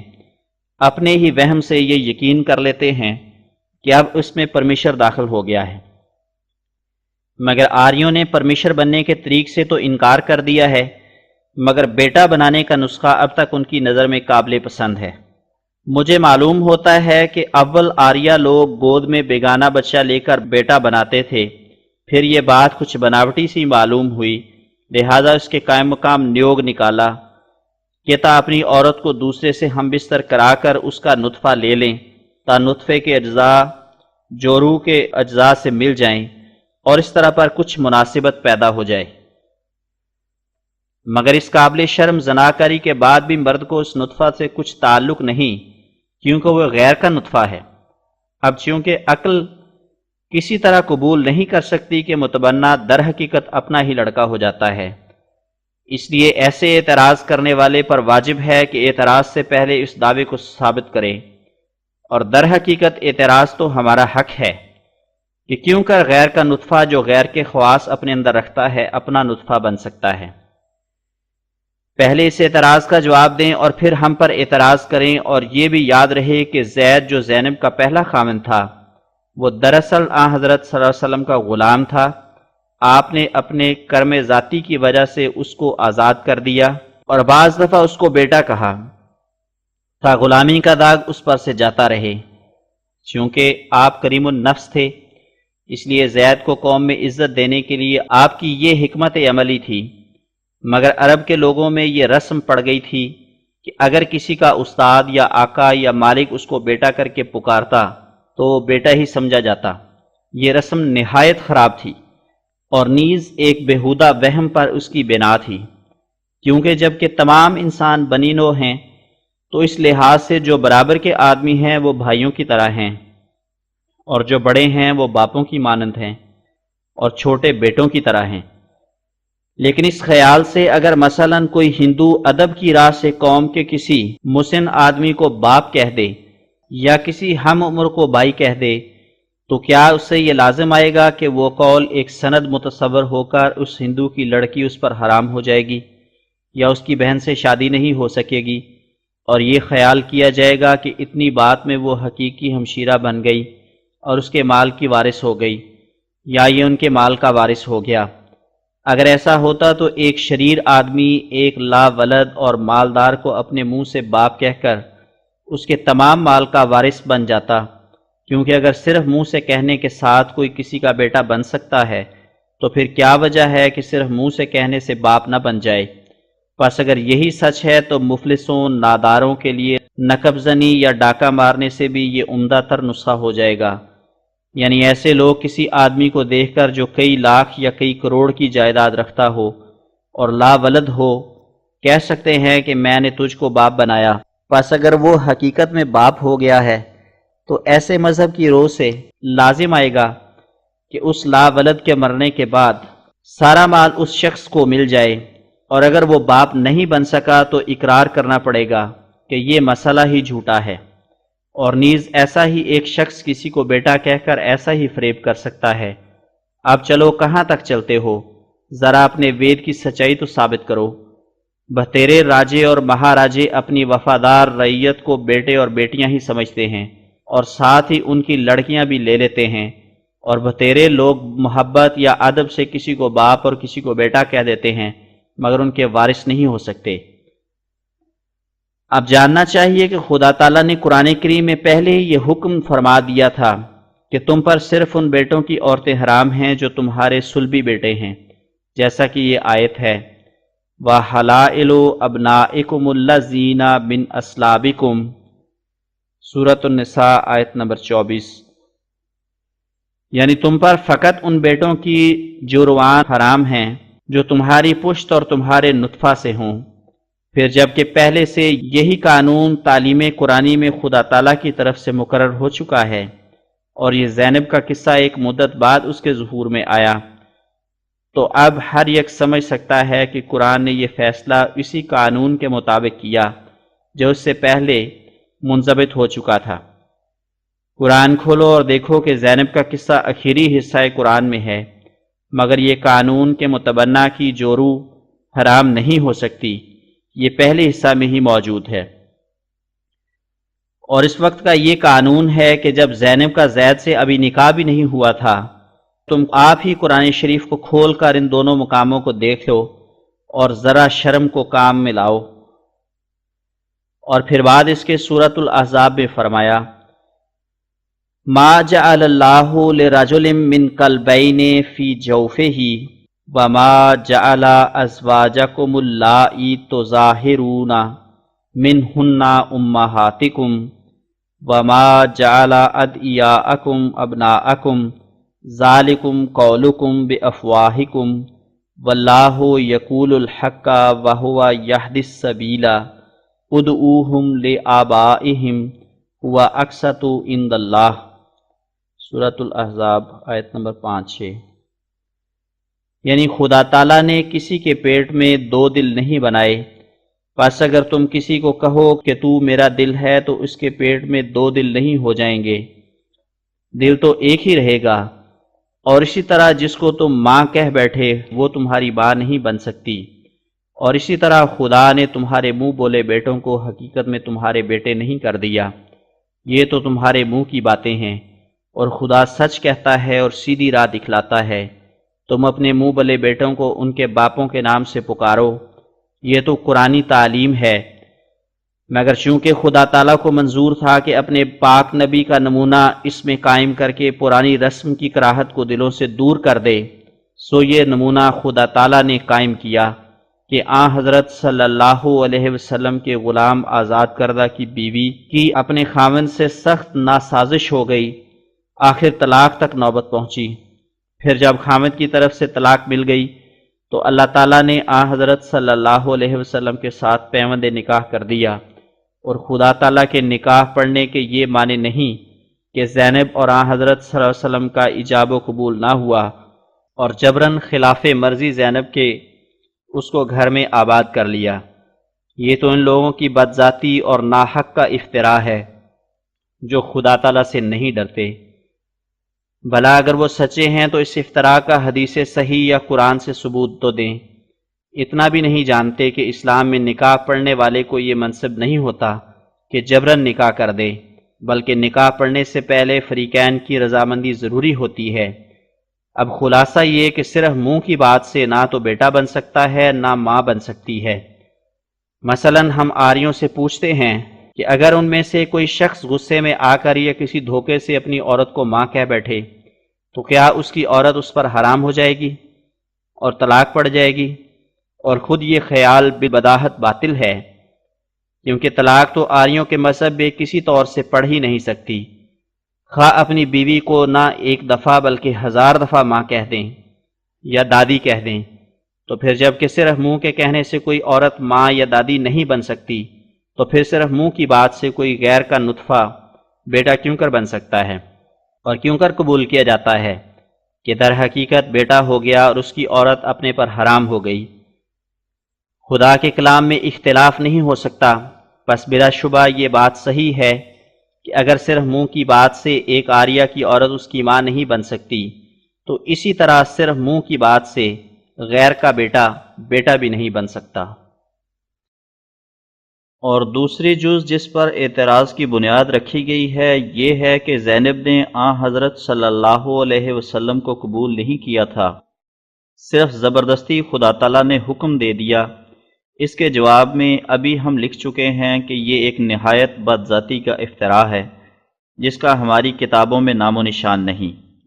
اگر سچے ہیں تو قرآن یا حدیث میں سے دکھلاویں، کیسی بے ایمان قوم ہے کہ جھوٹ بولنے سے شرم نہیں کرتی۔ اگر افتراء نہیں تو ہمیں بتلاویں کہاں لکھا ہے، کیا قرآن شریف میں یا بخاری اور مسلم میں؟ قرآن شریف کے بعد بالاستقلال وثوق کے لائق ہماری 2 ہی کتابیں ہیں، ایک بخاری اور ایک مسلم۔ نوٹ: صحیح مسلم اس شرط سے وثوق کے لائق ہے کہ جب قرآن یا بخاری سے مخالف نہ ہو، اور بخاری میں صرف ایک شرط ہے کہ قرآن کے احکام اور نصوص صریحہ بینہ سے مخالف نہ ہو، اور دوسری کتب حدیث صرف اس صورت میں قبول کے لائق ہوں گی کہ قرآن اور بخاری اور مسلم کی متفق علیہ حدیث سے مخالف نہ ہوں۔ نوٹ ختم۔ سو قرآن یا بخاری اور مسلم سے اس بات کا ثبوت دیں کہ وہ نکاح زینب کے خلاف مرضی پڑھا گیا تھا۔ ظاہر ہے کہ جس حالت میں زینب زید سے جو آن حضرت کا غلام آزاد تھا راضی نہ تھی، اور اسی بنا پر زید نے تنگ آ کر طلاق دی تھی، اور زینب نے خود آن حضرت کے گھر میں ہی پرورش پائی تھی اور آن حضرت کے اقارب میں سے اور ممنون منت تھی، تو زینب کے لیے اس سے بہتر اور کون سی مراد اور کون سی فخر کی جگہ تھی کہ غلام کی قید سے نکل کر اس شاہ عالم کے نکاح میں آوے جو خدا کا پیغمبر اور خاتم الانبیاء اور ظاہری بادشاہت اور ملک داری میں بھی دنیا کے تمام بادشاہوں کا سرتاج تھا، جس کے رعب سے کیسر اور کسریٰ کانپتے تھے۔ دیکھو تمہارے ہندوستان کے راجوں نے محض فخر حاصل کرنے کے لیے مغلیہ خاندان کے بادشاہوں کو باوجود ہندو ہونے کے لڑکیاں دیں، اور آپ درخواستیں دے کر اور تمنا کر کے سعادت کو حاصل کیا، اور اپنے مذہبی قوانین کی بھی کچھ رعایت نہ رکھی، بلکہ اپنے گھروں میں ان لڑکیوں کو قرآن شریف پڑھایا اور اسلام کا طریق سکھایا اور مسلمان بنا کر بھیجا، حالانکہ یہ تمام بادشاہ اس عالی شان جناب کے آگے ہیج تھے جس کے آگے دنیا کے بادشاہ جھکے ہوئے تھے۔ کیا کوئی عقل قبول کر سکتی ہے کہ ایک ایسی عورت جو اس ذلت سے تنگ آ گئی تھی، جو اس کا خامد ایک غلام آزاد کردہ ہے، وہ اس غلام سے آزاد ہونے کے بعد اس شہنشاہ کو قبول نہ کرے جس کے پاؤں پر دنیا کے بادشاہ گرتے تھے، بلکہ دیکھ کر رعب کو برداشت نہیں کر سکتے تھے؟ چنانچہ لکھا ہے کہ ایک مرتبہ ایک ملک کا بادشاہ گرفتار ہو کر آن حضرت صلی اللہ علیہ وسلم کے روبرو پیش کیا گیا اور وہ ڈر کر بید کی طرح کانپتا تھا۔ آپ نے فرمایا کہ اس قدر خوف مت کر، میں کیا ہوں، ایک بڑھیا کا بیٹا ہوں جو باسی گوشت کھایا کرتی تھی۔ سو ایسا خامد جو دنیا کا بھی بادشاہ اور آخرت کا بھی بادشاہ ہو، وہ اگر فخر کی جگہ نہیں تو اور کون ہو سکتا ہے؟ اور زینب وہ تھی جس کی آن حضرت صلی اللہ علیہ وسلم نے زید کے ساتھ آپ شادی کی تھی اور آپ کی دست پروردہ تھی، اور ایک یتیم لڑکی آپ کے عزیزوں میں سے تھی جس کو آپ نے پالا تھا۔ وہ دیکھتی تھی کہ آن حضرت صلی اللہ علیہ وسلم کی بیویاں عزت کے تخت پر بیٹھی ہیں اور میں ایک غلام کی جورو ہوں۔ اسی وجہ سے دن رات تکرار رہتا تھا، اور قرآن شریف بیان فرماتا ہے کہ آن حضرت اس رشتہ سے تباً نفرت رکھتے تھے اور روز کی لڑائی دیکھ کر جانتے تھے کہ اس کا انجام ایک دن طلاق ہے، چونکہ یہ آیتیں پہلے سے وارد ہو چکی تھیں کہ منہ بولا بیٹا دراصل بیٹا نہیں ہو سکتا تھا۔ اس لیے آن حضرت کی فراست اس بات کو جانتی تھی کہ اگر زید نے طلاق دے دی تو غالباً خدا تعالیٰ مجھے اس رشتے کے لیے حکم کرے گا تا لوگوں کے لیے نمونہ قائم کرے۔ چنانچہ ایسا ہی ہوا، اور یہ قصہ قرآن شریف میں بعین ہی درج ہے۔ پھر پلید طبع لوگوں نے جن کی بدذاتی ہمیشہ افتراء کرنے کی خواہش رکھتی ہے، خلاف واقعہ یہ باتیں بنائیں کہ آن حضرت خود زینب کے خواہش مند ہوئے، حالانکہ زینب کچھ دور سے نہیں تھی، کوئی ایسی عورت نہیں تھی جس کو آن حضرت نے کبھی نہ دیکھا ہو۔ یہ زینب وہی تو تھی جو آن حضرت کے گھر میں آپ کی آنکھوں کے آگے جوان ہوئی، اور آپ نے خود نہ کسی اور نے اس کا نکاح اپنے غلام آزاد کردہ سے کر دیا، اور یہ نکاح اس کو اور اس کے بھائی کو اوائل میں نامنظور تھا، اور آپ نے بہت کوشش کی یہاں تک کہ وہ راضی ہو گئی۔ ناراضگی کی یہی وجہ تھی کہ زید غلام آزاد کردہ تھا۔ پھر یہ کس قدر بے ایمانی اور بدذاتی ہے جو واقعات صحیحہ کو چھوڑ کر افتراء کیے جائیں۔ قرآن موجود، بخاری مسلم موجود ہے،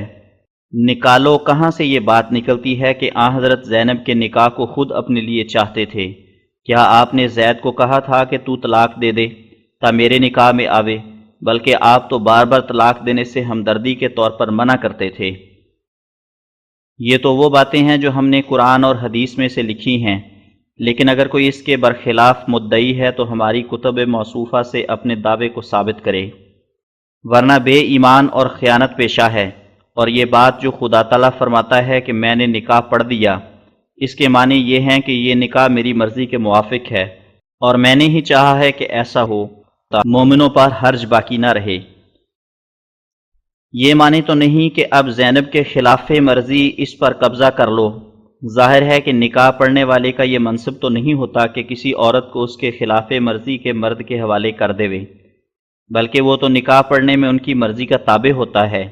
سو خدا تعالیٰ کا نکاح یہی ہے کہ زینب کے دل کو اس طرف جھکا دیا اور آپ کو فرما دیا کہ ایسا کرنا ہوگا تا امت پر حرج نہ رہے۔ اب بھی اگر کوئی باز نہ آوے تو ہمیں قرآن اور بخاری اور مسلم سے اپنے دعوے کا ثبوت دکھلاوے، کیونکہ ہمارے دین کا تمام مدار قرآن شریف پر ہے، اور رسول اللہ صلی اللہ علیہ وسلم کی حدیث قرآن کی مفسر ہے، اور جو قول ان دونوں کے مخالف ہو وہ مردود اور شیطانی قول ہے۔ یوں تو تہمت لگانا سہل ہے، مثلا اگر کسی آریہ کو کوئی کہے کہ تیری والدہ کا تیرے والد سے اصل نکاح نہیں ہوا، جبراً اس کو پکڑ لائے تھے، اور اس پر کوئی اطمینان بخش ثبوت نہ دے اور مخالفانہ ثبوت کو قبول نہ کرے، تو ایسے بدذات کا کیا علاج ہے؟ ایسا ہی وہ شخص بھی اس سے کچھ کم بدذات نہیں جو مقدس اور راست بازوں پر بے ثبوت تہمت لگاتا ہے۔ ایماندار آدمی کا یہ شیوا ہونا چاہیے کہ پہلے ان کتابوں کا صحیح حوالہ دے جو مقبول ہوں، اور پھر اعتراض کرے، ورنہ ناحق کسی مقدس کی بے عزتی کر کے اپنی ناپاکی فطرت کی ظاہر نہ کرے۔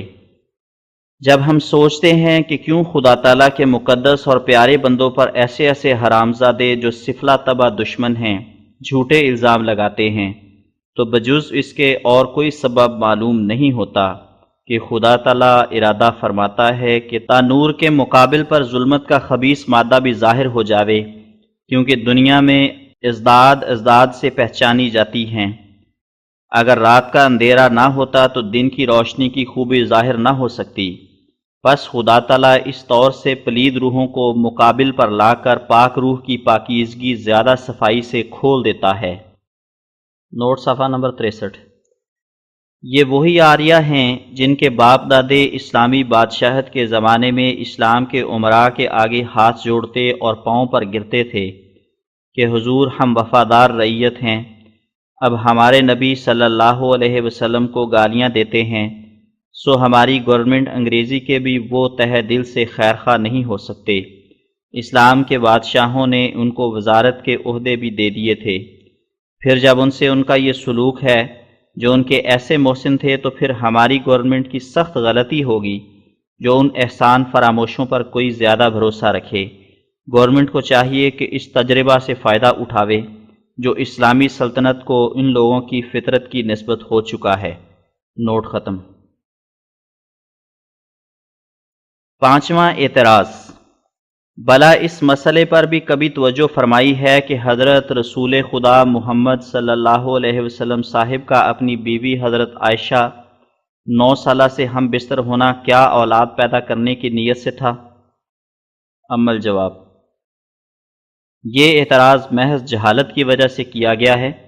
کاش اگر نادان معترض پہلے کسی محقق، ڈاکٹر یا طبیب سے پوچھ لیتا تو اس اعتراض کرنے کے وقت بجوز اس کے کسی اور نتیجے کی توقع نہ رکھتا کہ ہر ایک حقیقت شناس کی نظر میں نادان اور احمق ثابت ہوگا۔ ڈاکٹر مون صاحب جو علوم طبی اور طبابت کے ماہر اور انگریزوں میں بہت مشہور محقق ہیں، وہ لکھتے ہیں کہ گرم ملکوں میں عورتیں 8 یا 9 برس کی عمر میں شادی کے لائق ہو جاتی ہیں۔ کتاب موجود ہے، تم بھی اسی جگہ ہو، اگر طلب حق ہے تو آ کر دیکھ لو۔ اور حال میں ایک ڈاکٹر صاحب جنہوں نے کتاب معدن الحکمت تالیف کی ہے، وہ اپنی کتاب تدبیر بقائے نسل میں بعینہ ہی یہی قول لکھتے ہیں جو اوپر نقل ہو چکا، اور صفحہ نمبر 46 میں لکھتے ہیں کہ ڈاکٹروں کی تحقیقات سے یہ ثابت ہے کہ 9 یا 8 یا 5 یا 6 برس کی لڑکیوں کو حیض آیا۔ یہ کتاب بھی میرے پاس موجود ہے، جو چاہے دیکھ لے۔ ان کتابوں میں کئی اور ڈاکٹروں کا نام لے کر حوالہ دیا گیا ہے، اور چونکہ یہ تحقیقاتیں بہت مشہور ہیں اور کسی دانا پر مخفی نہیں، اس لیے زیادہ لکھنے کی حاجت نہیں۔ اور حضرت عائشہ کا 9 سالہ ہونا تو صرف بے سروپا اقوال میں آیا ہے، کسی حدیث یا قرآن سے ثابت نہیں۔ لیکن ڈاکٹر واس صاحب کا ایک چشمدید قصہ لینسٹ نمبر 15 مطبوعہ اپریل 1881 عیسوی میں اس طرح لکھا ہے کہ انہوں نے ایسی عورت کو جنایا جس کو 1 برس کی عمر سے حیض آنے لگا تھا، اور 8ویں برس حاملہ ہوئی، اور 8 برس 10 مہینے کی عمر میں لڑکا پیدا ہوا۔ اب اے نادان آریو، کسی کنویں میں پڑ کر ڈوب مرو کہ تحقیق کی روح سے تمہارا ہر ایک الزام جھوٹا نکلا۔ یہی سزا ایسے لوگوں کی ہے جو ہمیشہ بخل اور تعصب سے بات کرتے ہیں، کبھی ساری عمر میں بھی ان کو خیال نہیں آتا کہ کسی سچائی کو بھی قبول کر لیں۔ اے غافلو، کیا تم ہمیشہ زندہ رہو گے؟ کیا کبھی تم پوچھے نہیں جاؤ گے؟ کیوں حد سے بڑھتے ہو؟ کچھ اس مالک کا خوف کرو جو کبھی شریر کو بے سزا نہیں چھوڑے گا۔ تمت۔ حاشیہ متعلقہ صفحہ 43 آریہ دھرم۔ نوٹ: متعلقہ صفحہ 46-47 طبع ھذا شمس۔ آریہ لوگ جب اس اعتراض کے وقت جو نیوگ پر وارد ہوتا ہے بالکل لاجواب اور عاجز ہو جاتے ہیں تو پھر انصاف اور خدا ترسی کی قوت سے کام نہیں لیتے، بلکہ اسلام کے مقابل پر نہایت مکروہ اور بیجا افتراؤں پر آ جاتے ہیں۔ چنانچہ بعض تو مسئلہ طلاق کو ہی پیش کرتے ہیں، حالانکہ خوب جانتے ہیں کہ قدرتی طور پر ایسی آفات ہر یک قوم کے لیے ہمیشہ ممکن الظہور ہیں جن سے بچنا بجوز طلاق کے متصور نہیں۔ مثلا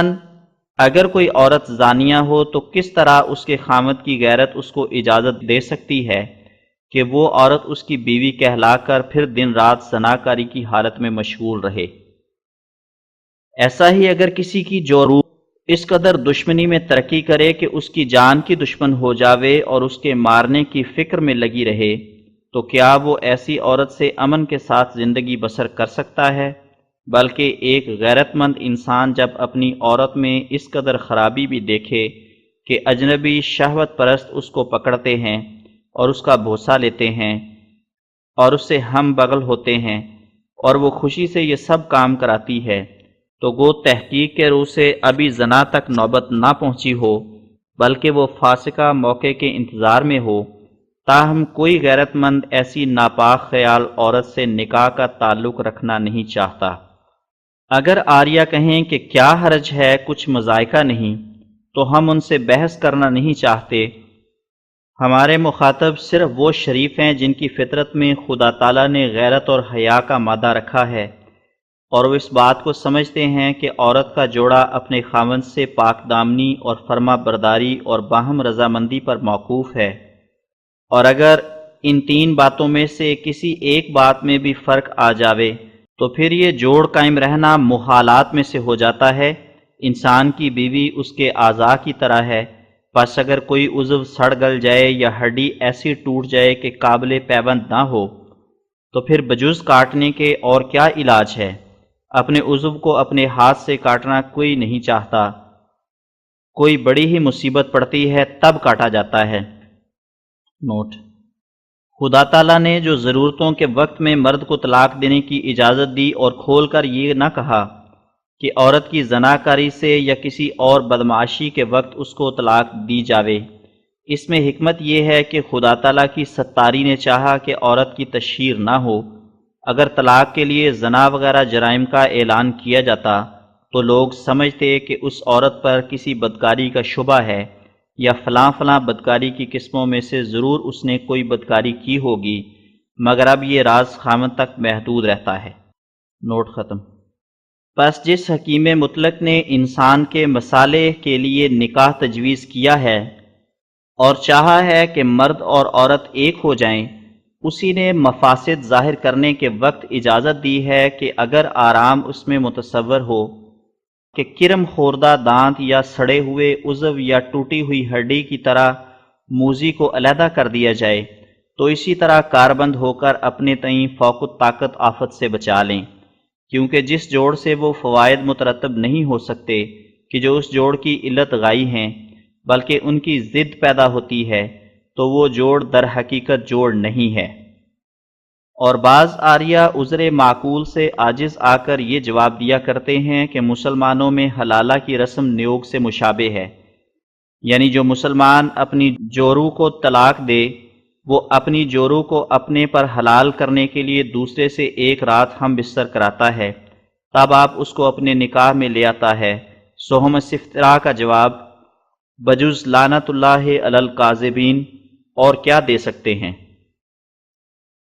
ناظرین پر واضح رہے کہ اسلام سے پہلے عرب میں حلالہ کی رسم تھی، لیکن اسلام نے اس ناپاک رسم کو قطعاً حرام کر دیا، اور رسول اللہ صلی اللہ علیہ وسلم نے ایسے لوگوں پر لعنت بھیجی ہے جو حلالہ کے پابند ہوں۔ چنانچہ ابن عمر سے مروی ہے کہ حلالہ زنا میں داخل ہے، اور حضرت عمر رضی اللہ عنہ سے روایت ہے کہ حلالہ کرنے کرانے والے سنسار کیے جائیں۔ اگر کوئی متعلقہ سے نکاح کرے تو نکاح تب درست ہوگا کہ جب واقعی طور پر اس کو اپنی جورو بنا لے، اور اگر دل میں یہ خیال ہو کہ وہ اس حیلہ کے لیے اس کو جورو بناتا ہے کہ تا اس کی طلاق کے بعد دوسرے پر حلال ہو جائے، تو ایسا نکاح ہرگز درست نہیں، اور ایسا نکاح کرنے والا اس عورت سے زنا کرتا ہے، اور جو ایسے فعل کی ترغیب دے وہ اس سے زنا کرواتا ہے۔ غرض حلالہ علماء اسلام کے اتفاق سے حرام ہے، اور ائمہ اور علماء سلف جیسے حضرت قتادہ،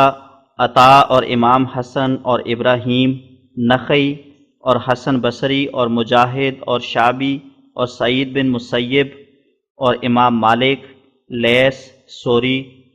امام احمد بن حنبل وغیرہ صحابہ اور تابعین اور تبع تابعین اور سب محققین علماء اس کی حرمت کے قائل ہیں، اور شریعت اسلام اور نیز لغت عرب میں بھی زوج اس کو کہتے ہیں کہ کسی عورت کو فی الحقیقت اپنی جورو بنانے کے لیے تمام حقوق کو مد نظر رکھ کر اپنے نکاح میں لاوے اور نکاح کا معاہدہ حقیقی اور واقعی ہو، نہ کہ کسی دوسرے کے لیے ایک ہیلا ہو۔ اور قرآن شریف میں جو آیا ہے حتیٰ تنکحا زوجن غیرہ، البقرہ آیت نمبر 231، اس کے یہی معنی ہیں کہ جیسے دنیا میں نیک نیتی کے ساتھ اپنے نفس کی اغراض کے لیے نکاح ہوتے ہیں، ایسا ہی جب تک ایک متعلقہ کے ساتھ کسی کا نکاح نہ ہو اور وہ پھر اپنی مرضی سے اس کو طلاق نہ دے، تب تک پہلے طلاق دینے والے سے دوبارہ اس کا نکاح نہیں ہو سکتا۔ نوٹ: ہم پہلے لکھ چکے ہیں کہ قرآن شریف میں یہ شرط جو ہے کہ اگر 3 طلاق 3 طہر میں جو 3 مہینے ہوتے ہیں دی جائیں تو پھر ایسی عورت خامد سے بالکل جدا ہو جاوے گی، اور اگر اتفاقاً کوئی دوسرا خامد اس کو طلاق دے دے تو صرف اسی صورت میں پہلے خامد کے نکاح میں آ سکتی ہے، ورنہ نہیں۔ یہ شرط طلاق سے روکنے کے لیے ہے تا ہر ایک شخص طلاق دینے میں دلیری نہ کرے، اور وہی شخص طلاق دے جس کو کوئی ایسی مصیبت پیش آ گئی ہے جس سے وہ ہمیشہ کی جدائی پر راضی ہو گیا،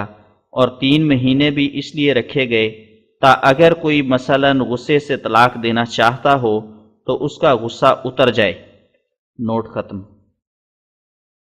آیت کا یہ منشا نہیں ہے کہ جورو کرنے والا پہلے خامد کے لیے ایک راہ بنا دے اور آپ نکاح کرنے کے لیے سچی نیت نہ رکھتا ہو، بلکہ نکاح صرف اس صورت میں ہوگا کہ اپنے پختہ اور مستقل ارادے سے اپنے صحیح اغراض کو مد نظر رکھ کر نکاح کرے، ورنہ اگر کسی ہیلے کی غرض سے نکاح کرے گا تو عند الشرع وہ نکاح ہرگز درست نہیں ہوگا اور زنا کے حکم میں ہوگا۔ لہٰذا ایسا شخص جو اسلام پر حلالہ کی تہمت لگانا چاہتا ہے، اس کو یاد رکھنا چاہیے کہ اسلام کا یہ مذہب نہیں ہے، اور قرآن اور صحیح بخاری اور مسلم اور دیگر احادیث صحیحہ کی روح سے حلالہ قطعی حرام ہے، اور مرتکب اس کا زانی کی طرح مستوجب سزا ہے۔ اور بعض آریہ نیوگ کے مقابل پر اسلام پر یہ الزام لگانا چاہتے ہیں کہ اسلام میں متع یعنی نکاح موقت جائز رکھا گیا ہے، جس میں ایک مدت تک نکاح کی میعاد ہوتی ہے اور پھر عورت کو طلاق دی جاتی ہے، لیکن ایسے معترضوں کو اس بات سے شرم کرنی چاہیے تھی کہ نیوگ کے مقابل پر متع کا ذکر کریں۔ اول تو متع صرف اس نکاح کا نام ہے جو ایک خاص عرصے تک محدود کر دیا گیا ہو، پھر ما سوا اس کے متع اوائل اسلام میں یعنی اس وقت میں جب کہ مسلمان بہت تھوڑے تھے صرف 3 دن کے لیے جائز ہوا تھا، اور احادیث صحیحہ سے ثابت ہے کہ وہ جواز اس قسم کا تھا جیسا کہ 3 دن کے بھوکے کے لیے مردار کھانا نہایت بے قراری کی حالت میں جائز ہو جاتا ہے۔ اور پھر متع ایسا حرام ہو گیا جیسے سور کا گوشت اور شراب حرام ہے، اور نکاح کے احکام نے متع کے لیے قدم رکھنے کی جگہ باقی نہیں رکھی۔ قرآن شریف میں نکاح کے بیان میں مردوں کے حق عورتوں پر اور عورتوں کے حق مردوں پر قائم کیے گئے ہیں، اور متع کے مسائل کا کہیں ذکر بھی نہیں۔ اگر اسلام میں متع ہوتا تو قرآن میں نکاح کے مسائل کی طرح متع کے مسائل بھی بسط اور تفصیل سے لکھے جاتے، لیکن کسی محقق پر پوشیدہ نہیں کہ نہ تو قرآن میں اور نہ احادیث میں متع کے مسائل کا نام و نشان ہے، لیکن نکاح کے مسائل بسط اور تفصیل سے موجود ہیں۔ یہ تو ظاہر ہے کہ ہر ایک قوم میں جو ایک امر عامہ خلائق کے متعلق جائز یا واجب قرار دیا جاتا ہے تو اس امر کی بسط اور تفصیل سے مسائل بھی بیان کیے جاتے ہیں۔ مثلا نیوگ جو ہندوؤں میں ایک امر واجب العمل ہے تو ان کی کتابوں میں اس کی تفصیل بھی بیان کی گئی ہے۔ مثلا لکھا گیا ہے کہ نیوگ 3 قسم پر ہے۔ اول، بیوہ عورتوں کا نیوگ، کیونکہ بیوہ کو وید کی روح سے نکاح کی اجازت نہیں، اور یہ بھی وید کا مسئلہ ہے کہ نجات کے لیے اولاد کا حاصل کرنا ضروری ہے، اس لیے بیوہ کو نیوگ کی اجازت دی گئی۔ اسی طرح پر کہ وہ اپنے دیور یا کسی برہمن سے ہم بستر ہو کر اولاد حاصل کرے۔ دوسری قسم نیوگ کی یہ ہے کہ اگر کسی مرد کے گھر میں اولاد نہ ہو اور نہ اولاد ہونے کے آثار پائے جائیں تو اسے چاہیے کہ اپنی عورت کو اولاد حاصل کرنے کے لیے دوسرے سے ہم بستر کراوے اور اس طرح سے اولاد حاصل کرے۔ تیسری قسم نیوگ کی یہ ہے کہ اگر مثلا مرد کہیں باہر نوکری پر گیا ہو اور اس کو رخصت نہ مل سکے تو عورت کو روا ہے کہ دوسرے سے ہم بستر ہو کر اپنی شہوت کو فروغ کرے۔ اور ان تینوں قسموں کے متعلق احکام بھی ہیں۔ مثلا ایک یہ کہ جو عورت زندہ خامد والی اولاد کے لیے دوسرے سے ہم بستر ہو، اس کو چاہیے کہ اپنے خامد کو بھی خدمت سے محروم نہ رکھے اور اس کی خدمت کے لیے بھی جایا کرے۔ دوسرے وید مقدس کا یہ حکم ہے کہ جو عورت کسی دوسرے سے ہم بستر ہو وہ اس آشنا کے گھر میں جا کر اس سے ہم بستر نہ ہو، بلکہ چاہیے کہ اس آشنا کو اپنے خاوند کے گھر میں بلاوے اور اسی گھر میں اس سے ہم بستر ہو۔ تیسرے یہ بھی لکھا ہے کہ مرد نیوگ کرنے والا اپنے بدن کو تیل مل لے، یعنی عضو تناسل کو۔ چوتھے پنڈت دیانند نے وید کی روح سے یہ بھی تاکید کی ہے کہ نیوگ میں سخت صحبت نہ ہو۔ پانچویں یہ قواعد بھی مقرر کر دیے گئے ہیں کہ اتنے عرصہ میں اتنی مرتبہ صحبت ہو، اس سے کم نہ ہو، نہ اس سے زیادہ ہو، اور اتنے بچے لیے جائیں، اس سے زیادہ نہ ہوں۔ چھٹے یہ بھی حکم ہے کہ جو بچہ نیوگ سے پیدا ہوگا وہ اسی مرد کا ہوگا جس نے اپنی عورت کو اولاد کی خواہش سے کسی دوسرے سے ہم بستر کرایا ہے، اس مرد کا ہرگز نہیں ہوگا جس کے نطفہ سے وہ پیدا ہوا ہے۔ ساتویں یہ بھی حکم ہے کہ وہ بیٹا جو بیرج داتا یعنی نیوگ کرنے والے کے نطفے سے پیدا ہوا ہے وہ اسی مرد کا وارث ہوگا جس نے اپنی عورت کو اولاد کی خواہش سے دوسرے سے ہم بستر کرایا ہے،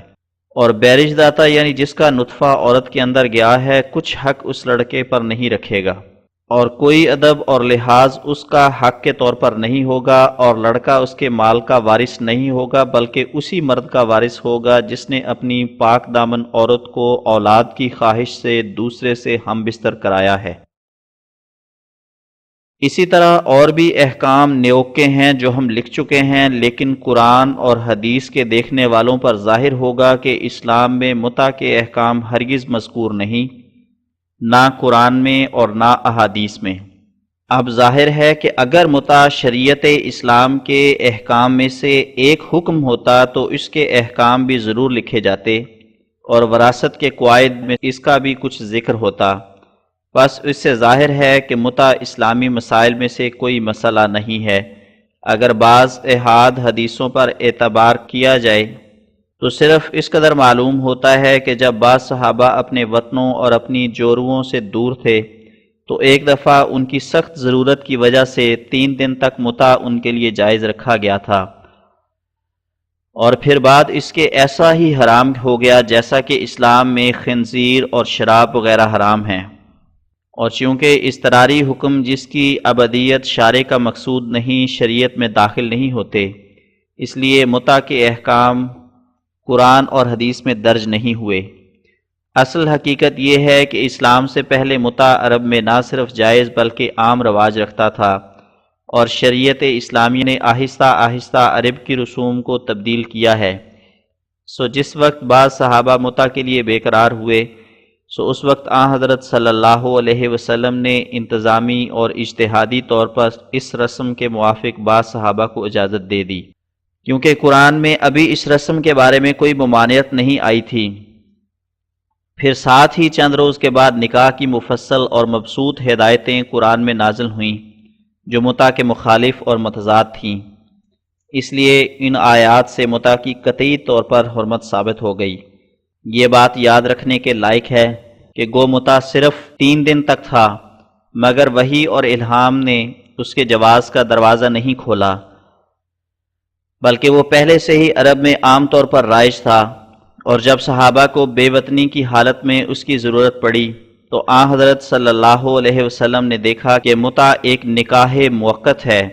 کوئی حرام کاری اس میں نہیں، کوئی ایسی بات نہیں کہ جیسی خامد والی عورت دوسرے سے ہم بستر ہو جاوے، بلکہ در حقیقت بیوہ یا باقرہ سے ایک نکاح ہے جو ایک وقت تک مقرر کیا جاتا ہے۔ تو آپ نے اس خیال سے کہ نفس متع میں کوئی بات خلاف نکاح نہیں، اجتہادی طور پر پہلی رسم کے لحاظ سے اجازت دے دی، لیکن خدا تعالیٰ کا یہ ارادہ تھا کہ جیسا کہ اور سدھا عرب کی بیہودہ رسمیں دور کر دی گئیں ایسا ہی متع کی رسم کو بھی عرب میں سے اٹھا دیا جاوے، سو خدا نے قیامت تک متع کو حرام کر دیا۔ ماں سوا اس کے یہ بھی سوچنا چاہیے کہ نیوگ کو متع سے کیا مناسبت ہے۔ نیوگ پر تو ہمارا یہ اعتراض ہے کہ اس میں خاوند والی عورت باوجود زندہ ہونے خاوند کے دوسرے سے ہم بستر کرائی جاتی ہے، لیکن متع کی عورت تو کسی دوسرے کے نکاح میں نہیں ہوتی بلکہ ایک باقرہ یا بیوہ ہوتی ہے جس کا ایک مقررہ وقت تک ایک شخص سے نکاح پڑا جاتا ہے۔ سو خود سوچ لو کہ متع کو نیوگ سے کیا نسبت ہے اور نیوگ کو متع سے کیا مناسبت۔ پھر ماں سوا اس کے ہم یہ کہتے ہیں کہ در حقیقت یہ اسلام ہی میں خوبی ہے کہ اس میں ایک موقت نکاح بھی حرام کر دیا گیا ہے، ورنہ دوسری قوموں پر نظر ڈال کر معلوم ہوتا ہے کہ انہوں نے ادنا ضرورتوں کے لیے زناکاری کو بھی جائز رکھا ہے۔ بھلا ایک دانشمند نیوگ کے مسئلے پر ہی غور کرے کہ صرف اولاد کے لالچ کی وجہ سے اپنی پاک دامن عورت کو نامحرم کے بستر پر لٹا دیا جاتا ہے، حالانکہ نہ اس عورت کو طلاق دی گئی نہ خاوند کے تعلقات اس سے ٹوٹے ہیں، بلکہ وہ خاوند کی سچی خیرخواہ بن کر اس کے لیے اولاد پیدا کرنے کی کوشش کرتی ہے۔ ایسا ہی عیسائیوں میں کوئی ایسی تعلیم نہیں جو ایک نوجوان عورت کو دوسرے نوجوان اجنبی مرد سے ہم بغل ہونے سے روکے اور مرد کو اس عورت کا بوسہ لینے سے منع کرے، بلکہ یورپ میں یہ تمام مکروہ باتیں نہایت بے تکلفی سے رائج ہیں اور پردہ پوشی کے لیے ان کاموں کا نام پاک محبت رکھا جاتا ہے۔ سو یہ ناقص تعلیم کے بد نتائج ہیں۔ اسلام میں یہ دستور تھا کہ اگر کوئی ایسے سفر میں جاتا جس میں کئی سال کی توقف ہوتی تو وہ عورت کو ساتھ لے جاتا، یا اگر عورت ساتھ جانا نہ چاہتی تو وہ ایک دوسرا نکاح اس ملک میں کر لیتا۔ لیکن عیسائی مذہب میں چونکہ اشد ضرورتوں کے وقت میں بھی دوسرا نکاح ناجائز ہے، اس لیے بڑے بڑے مدبر عیسائی قوم کے جب ان مشکلات میں آ پڑتے ہیں تو نکاح کی طرف ان کو ہرگز توجہ نہیں ہوتی اور بڑے شوق سے حرام کاری میں مبتلا ہو جاتے ہیں۔ جن لوگوں نے ایکٹ شونی ہائی نمبر 13 1889 پڑھا ہوگا وہ اس بات کی شہادت دے سکتے ہیں کہ عیسائی مذہب کی پابندی کی وجہ سے ہماری مدبر گورنمنٹ کو بھی یہی مشکلات پیش آ گئیں۔ ناظرین جانتے ہیں کہ یہ گورنمنٹ کس قدر دانا اور دور اندیش اور اپنے تمام کاموں میں با احتیاط ہے، اور کیسی کیسی عمدہ تدابیر رفاہ عام کے لیے اس کے ہاتھ سے نکلتی ہیں، اور کیسے کیسے حکماء اور فلاسفر یورپ میں اس کے زیر سایہ رہتے ہیں، مگر تاہم یہ دانا گورنمنٹ مذہبی روکوں کی وجہ سے اس کام میں احسن تدابیر پیدا کرنے سے ناکام رہی ہے۔ یوں تو اس گورنمنٹ نے اپنی تدبیر اور حکمت اور ایجادات سے یونانیوں کے علوم کو بھی خاک میں ملا دیا، مگر جس انتظام میں مذہب کی روک واقع ہوئی اس کے درست کرنے اور ناقابل اعتراض بنانے میں گورنمنٹ قادر نہ ہو سکی۔ اس بات کے سمجھنے کے لیے وہی نمونہ ایکٹ نمبر 13 1889 کافی ہے کہ جب گوروں کو اس ملک میں نکاح کی ضرورت ہوئی تو مذہبی روکوں کی وجہ سے نکاح کا انتظام نہ ہو سکا، اور نہ گورنمنٹ اس فطری قانون کو تبدیل کر سکی جو جذبات شہوت کے متعلق ہے۔ آخر یہ قبول کیا گیا کہ گوروں کا بازاری عورتوں سے ناجائز تعلق ہو۔ کاش اگر اس کی جگہ پر متع بھی ہوتا تو لاکھوں بندگان خدا زنا سے تو بچ جاتے۔ ایک مرتبہ گورنمنٹ نے گھبرا کر اس قانون کو منسوخ بھی کر دیا، مگر چونکہ فطرتی قانون تقاضا کرتا تھا کہ جائز طور پر یا ناجائز طور پر ان جذبات کا تدارک کیا جائے کہ جن سے جسمانی بیماریاں زور مارتی ہیں، لہٰذا اسی پہلے قانون کے جاری کرنے کے لیے اب پھر سلسلہ جنبانی ہو رہی ہے، اور ہم مناسب دیکھتے ہیں کہ اس جگہ اخبار عام 9 نومبر 1895 کا وہ مضمون جو اس بحث کے متعلق ہے بجن سے ہی لکھ دیں، اور وہ یہ ہے: قانون دکھائی۔ وزارت کے تبدیل ہوتے ہی ولایت کے نامور اور سربر آوردہ اخبار ٹائمز نے جس زور شور سے قانون دکھائی کو پھر جاری کرنے کے سلسلہ جنبانی کی ہے وہ ناظرین پر ظاہر کی جا چکی ہے۔ کنسرویٹو وزارت سے جو سرکاری عہدے داران کی رائے کو ہمیشہ بڑی وقت سے دیکھتی ہے، امید ہو سکتی ہے کہ بضرور وہ اس معاملے پر اچھی طرح غور کرے گی، کیونکہ اس قانون کی منسوخی کے وقت سر جارج وائٹ صاحب کمانڈر ان چیف افواج ہند نے جو پرزور مخالفانہ رائے ظاہر کی تھی وہ اس قابل ہے کہ ضرور کنسرویٹو گورنمنٹ اس پر توجہ کرے۔ گورنمنٹ ہند بھی اس قانون کے منسوخ کرنے پر رضامند نہ تھی، پس ان واقعات کی روح سے پورے طور پر خیال ہو سکتا ہے کہ قانون دکھائی پھر جاری کیا جاوے۔ اس میں شک نہیں ہے کہ قانون دکھائی کے منسوخ ہونے کے دن سے گورا سپاہیوں کی حالت بہت خراب ہو گئی ہے۔ دیکھا جاتا ہے کہ برٹش کے بہادر سپاہی بازاروں میں آتشک کی مریض فاحشہ عورتوں کے ساتھ خراب ہوتے پھرتے ہیں، جس کا نتیجہ حسب رائے کمانڈر ان چیف صاحب بہادر بہت خوفناک نکلنے کی امید ہے۔ ہمیں افسوس ہے کہ سرکاری طور پر ہمیں اس بات کی خبر نہیں ملی کہ سال 1894 عیسوی میں کتنے گورے سپاہی مرض آتشک میں مبتلا ہوئے۔ گو مخالفان قانون دکھائی نے مہم چترال کی گورا فوج کی صحت کو دیکھ کر نہایت مسرت ظاہر کی تھی اور کہا تھا کہ مؤیدان قانون دکھائی کی یہ رائے کہ اس قانون کے منسوخ ہونے سے تمام گورا سپاہ مرض آتشک وغیرہ میں مبتلا ہو جاوے گی، غلط ٹھہرتی ہے، مگر یہ واقعہ اس قابل نہیں ہے کہ جس سے تشفی ہو سکے، کیونکہ مہم چترال میں چیدہ اور تندرست جوان بھیجے گئے تھے، نیز لڑائی اور جنگلی ملک کی وجہ سے وہ کہیں خراب ہو کر بیمار نہیں ہو سکتے تھے۔ اس امر کا دہرانا ضروری نہیں کہ گورے سپاہی چونکہ بالکل کم تعلیم یافتہ اور دیہاتی نوجوان ہیں، نیز بوجہ گوشت خور ہونے کے وہ زیادہ گرم مزاج کے ہیں، اس لیے ان سے نفسانی خواہش روکے رکھنے کی امید رکھنا محض لا حاصل ہے۔ قانون دکھائی کے جاری ہونے کے دنوں ہر ایک گورا پلٹن کے لیے قصبی عورتیں ملازم رکھی جاتی تھیں، جن کا ہمیشہ ڈاکٹری معائنہ ہوتا رہتا تھا، اور تمام گورا لوگوں کو ان ملازم رنیوں کے علاوہ اور جگہ جانے کی بھی شاید ممانعت تھی۔ اس طریق سے ان کی صحت میں کسی قسم کا خلل واقع نہیں ہوتا تھا۔ نیز اس طریق کے بند ہونے کی وجہ سے اور بھی کئی ایسی وارداتیں ہوئی ہیں جن سے اہل ہند کی طرف سے بہت ناراضی پھیلتی جاتی ہے، جن میں سے میاں میر کا مقدمہ زنا بالجبر جو گورا سپاہیوں کی طرف سے ایک بدصورت بڈھی اور اندھی عورت سے کیا گیا تھا، قابل غور ہے۔ ایسا ہی ایک واقعہ مدراس کے صوبے میں ہوا جہاں ایک ریلوے پھاٹک کے چوکیدار نے ہندوستانی عورتوں کی عفت بچانے میں اپنی جان دے دی تھی۔ اگر چندے گورے سپاہیوں کے لیے انتظام سرکاری طور پر نہ کیا گیا تو علاوہ اس کے کہ تمام فوج بیماری سے ناکارہ ہو جائے، ملک میں بڑی بھاری بددلی پھیلنے کا اندیشہ ہے، اور یہ دونوں امور قیام سلطنت کے لیے غیر مفید ہیں۔ اس وقت جبکہ قانون دکھائی کو پھر جاری کرنے کی کوشش کی جا رہی ہے، ہمیں یہ ظاہر کر دینا بھی نہایت ضروری ہے کہ اگر اب پھر قانون مذکور جاری کیا جاوے تو گورنمنٹ ہند اور خصوصاً کمانڈر ان چیف افواج ہند کو یہ بھی ضرور انتظام کرنا چاہیے کہ بجائے ہندوستانی عورتوں کے یورپین عورتیں ملازم رکھی جاویں، کیونکہ قانون دکھائی کے متعلق ہندوستانی اور انگریز مخالفین کا سب سے بڑا اعتراض یہی تھا کہ ہندوستان کی غریب عورتوں کو دلالہ عورتوں کے ذریعہ سے اس فحش ملازمت کی ترغیب دی جاتی ہے،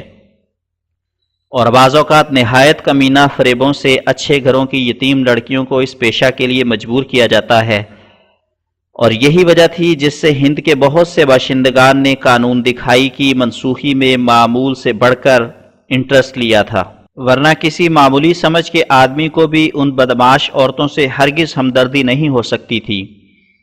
قانون دکھائی کے مقرر اجرا کی کوشش محض اسی غرض سے کی جاتی ہے کہ گورا سپاہیوں کی خواہش نفسانی کو پورا کرنے کے لیے سرکاری طور پر انتظام کیا جاوے، ورنہ دیسی لوگوں کی بہتری کا اس میں ذرا بھی خیال نہیں۔ اس لیے اگر مخالفین قانون مذکور کی دلجوئی گورنمنٹ کو منظور ہو تو یہی ایک طریق ہے جس سے بلا قانون مذکور کے جاری کرنے کے مقصد مطلوبہ حاصل ہو سکتا ہے۔ اگر حسب تجویز ہماری کہ یورپین سپاہیوں کے لیے یورپین عورتیں بہم پہنچائی جائیں تو ان سے مرض آتشک کا خدشہ نہیں رہ سکتا، کیونکہ ایک تو یورپ میں مرض مذکور شاید ہوگا ہی نہیں، دوم ان عورتوں کو بروقت بھرتی ہونے کے دایا ڈاکٹروں کے ذریعہ مثل فوجی سپاہیوں کے ملاحظہ کرایا جاوے گا۔ اس سے فریقین کے مرض مذکور سے پاک ہونے کی وجہ سے ڈاکٹری معائنہ کی ہمیشہ کے لیے ضرورت ہی نہ رہے گی۔ اس طرح بغیر قانون دکھائی جاری کرنے کے سپاہیوں کی خواہش نفسانی کے لیے عمدہ طور سے انتظام ہو سکتا ہے۔ اس بات سے تو کوئی انکار ہی نہیں کر سکتا کہ ولایت میں مثل ہندوستان کے فاحشہ عورتیں موجود ہیں، اس لیے گورنمنٹ کو اس انتظام میں ذرا بھی دقت نہ ہوگی، بلکہ ہمیں یقین ہے کہ یورپ کی مہذب قصبیاں بہادر سپاہیوں کو خوش رکھنے کے لیے نہایت خوشی سے اپنی خدمات سپرد کر دیں گی۔ رہی یہ بات کہ ان عورتوں کے ہندوستان لانے اور واپس لے جانے میں گورنمنٹ کو رقمیں کثیر خرچ کرنی پڑے گی، اس کا ہندوستان کے باشندوں کو ذرا بھی رنج نہ ہوگا،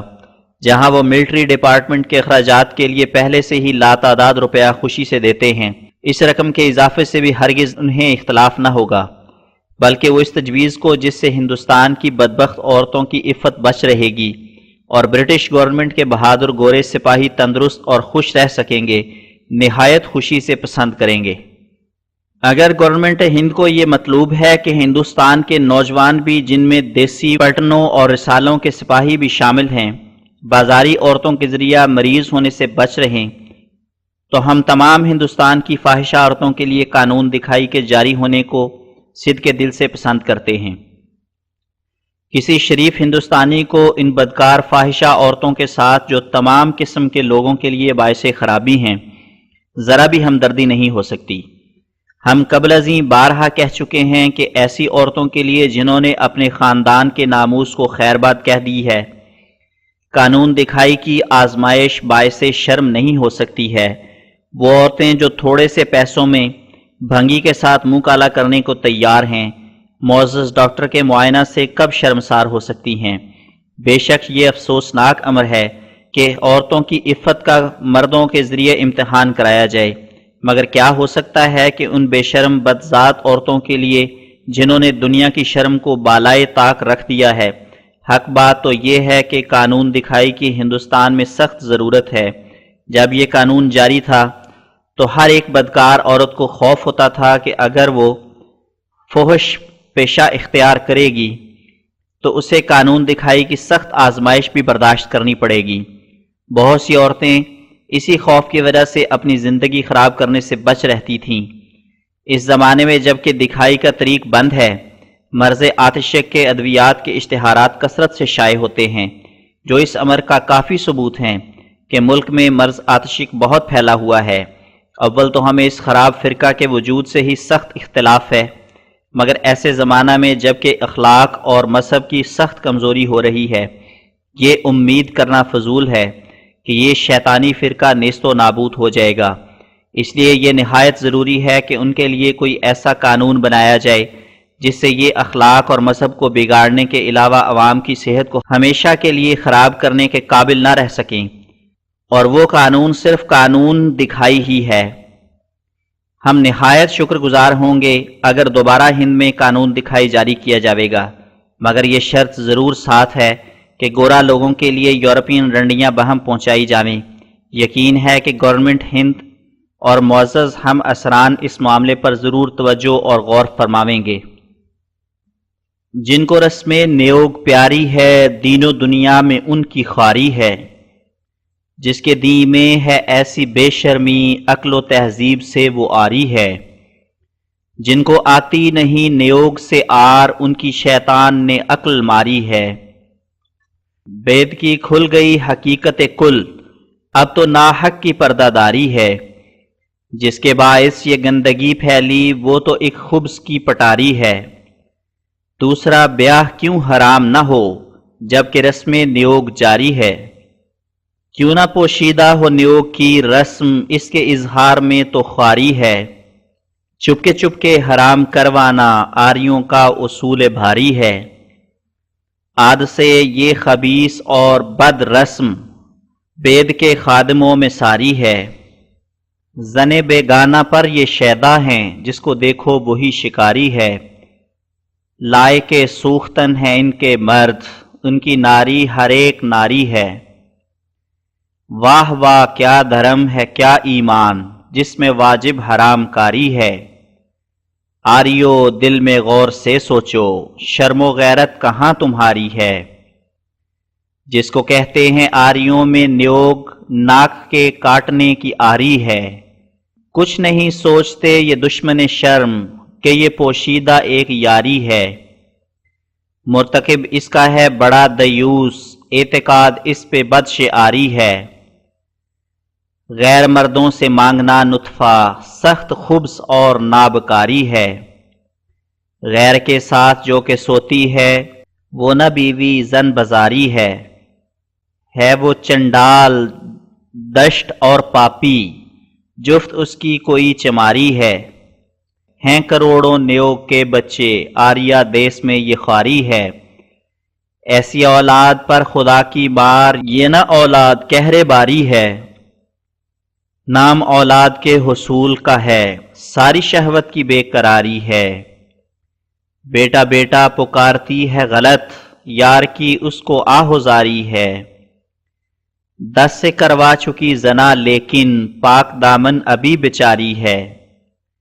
لالا صاحب بھی کیسے احمق ہیں، ان کی لالی نے عقل ماری ہے۔ گھر میں لاتے ہیں اس کے یاروں کو، ایسی جورو کی پاسداری ہے۔ اس کے یاروں کو دیکھنے کے لیے سرے بازار ان کی باری ہے۔ جورو جی پر فدا ہیں یہ جی سے، وہ نیوگی پہ اپنے واری ہے۔ شرم و غیرت ذرا نہیں باقی، کس قدر ان میں بردباری ہے۔ کبھی مرد کی تلاش انہیں، خوب جورو کی حق گزاری ہے۔ تاکہ کروائیں پھر اسے گندی، پاک ہونے کی انتظاری ہے۔ یعنی ہے سے پاک ہونے کی انتظاری ہے۔ خاک میں ملتے ہیں پسر کے لیے، کیا مزاجوں میں خاکساری ہے۔ قابل شرم بیک لیتے ہیں، بیک کی رسم یہ نیاری ہے۔ گھر بگھر ہیں نیوگ کے چرچے، نہ حیا ہے نہ شرم ساری ہے۔ گو زمانے میں روشنی پھیلی، ان پہ اندھیرا اب بھی طاری ہے۔ کیا کریں وید کا یہی ہے حکم، ترک کرنا گناہ گاری ہے۔ یہ قرآن کی دشمنی کا وبال، بالیقین رائے یہ ہماری ہے۔ بعض آریہ اپنے تئیں نہایت منصف مزاج ظاہر کر کے کہا کرتے ہیں کہ در حقیقت ہم بھی نیوگ کو نہایت ناپاکی کا طریق سمجھتے ہیں، اور جیسا کہ لوگ خیال کرتے ہیں ہم دیانت کی ساری باتوں کے پیرو نہیں۔ یہ صرف دیانت کا خیال ہے اور وید مقدس کا دامن اس سے پاک ہے۔ بھلا یہ ممکن ہے کہ کوئی بھلا مانس ایسی گندی حرکت کرے، اور اگر وید میں یہ گندی تعلیم ہوتی تو بڑے بڑے ودیا دان کیوں کر اس کو مانتے، اور نیز اگر وید میں ایسی گندی تعلیم ہوتی تو عمدہ تعلیمیں کیوں کر اس میں درج ہو سکتی۔ سو ان صاحبوں کا جواب یہ ہے کہ ہر ایک شخص سمجھ سکتا ہے کہ دیانت کی واقفیت آپ لوگوں کی واقفیت سے بہت زیادہ تھی، اور وہ بھی آپ لوگوں کی طرح وید کے لیے غیرت رکھتا تھا۔ بس اگر وید میں یہ مسئلہ یقینی اور واقعی طور پر نہ ہوتا تو وہ دانستہ ایسا کلنگ وید پر ہرگز نہ لگاتا، بلکہ اگر اس کے لیے ممکن ہوتا تو وہ آپ لوگوں سے 1000 حصہ زیادہ کوشش کرتا کہ تا یہ گندی تعلیم وید کی ظاہر نہ ہو۔ اب خود سوچنا چاہیے کہ دیانت کو کیا کچھ مشکلات پیش آئے، اور خدا جانے کس قدر صراحت سے اور کھلے کھلے طور پر نیوگ کی تعلیم اس نے وید میں دیکھی، جس کو وہ کسی ہیلا اور تدبیر سے چھپا نہ سکا۔ آخر اس کو اقرار کرنا ہی پڑا، اور اس بات پر جم گیا کہ خیر نیوگ میں کچھ مذائقہ نہیں۔ اور پھر دیانت نے وید کی صاف صاف شرطیاں نیوگ کے بارے میں لکھ دیں، اور خوب تاڑ تاڑ کر سکتوں اور شرطیوں کے حوالے دیے۔ اب دیانت پر کون الزام لگا سکتا ہے کہ اس نے اپنی طرف سے نیوگ کا مسئلہ گھڑ لیا ہے، اور یہ کہنا کہ اگر وید ایسا ہوتا تو پھر ودیا دان لوگ کیوں کر اس کو مانتے۔ اس کا جواب یہ ہے کہ بڑے بڑے ودیا دان بھی نیوگ کو مانتے رہے ہیں، بلکہ وہ لوگ اپنے گھروں میں نیوگ کراتے رہے ہیں جو اپنے وقت کے رشی اور رکھی اور اوتار تھے۔ کیا پانڈوں اور ان کی جورو کی کتھا آپ نے نہیں پڑھی؟ اگر نہیں پڑھی تو اب ضرور پڑھیں کہ کیسے مہاتما نیوگ کے کاربند رہے ہیں، اور نیوگ بھی زندہ خامد والی عورت کا۔ اور پھر سوا اس کے غور کرنا چاہیے کہ کیا منو جی ودیان کم تھے، یا گولک جی کی ودیا میں کچھ کلام تھا، بلکہ یہ تمام لوگ ہندو دھرم کے ستون اور مدار المہام گزرے ہیں۔ اور وید کی دوسری عمدہ تعلیمیں جن کا آپ نے ذکر کیا ہے، میں نہیں سمجھ سکتا کہ اس سے کون سی تعلیم مراد ہے۔ وید میں سے اگر فضول قصے اور بے سر و پا کہانیاں الگ کر دی جائیں تو باقی خلاصہ اس کا صرف 2-3 باتیں رہ جاتی ہیں، یعنی عناصر پرستی اور آفتاب پرستی اور ستارہ پرستی اور نیوگ۔ بس اگر یہی عمدہ تعلیم ہے تو آپ سے کیا بحث کریں۔ ہاں ایک تناسخ بھی ہے، مگر سوچنے سے آپ معلوم کر سکتے ہیں کہ یہ تناسخ ہی وید پر اول درجے کا داغ ہے، جس کی وجہ سے آپ کا پرمیشر تمام خدائی طاقتوں سے معطل ہو گیا اور معزول راجوں کی طرح صرف نام کا پرمیشر رہ گیا۔ اور اگر غور کر کے دیکھو تو یہ تناسخ پرمیشر کے وجود کا دشمن ہے۔ آواگون یعنی تناسخ کے ماننے والے پرمیشر کو ہرگز مان نہیں سکتے، اور نیز آواگون میں بھی ایک نیوگ کی رگ ہے،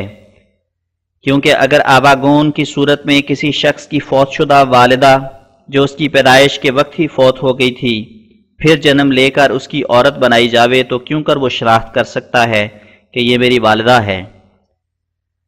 غرض کہ وید کی پاک تعلیمیں یہی ہیں جو ایک دوسرے سے مشابہ ہیں، اور نیوگ کی حالت میں تو ایک آریہ آپ زندہ موجود ہو کر اپنی بیوی کو عین بیوی ہونے کی حالت میں دوسرے سے ہم بستر کراتا ہے، مگر تناسخ یعنی آواگون میں اپنی ماں سے بھی ہم بستر ہو سکتا ہے۔ پس وید کی مقدس تعلیمیں سب مساوی ہیں، این خانیں تمام آفتاب است۔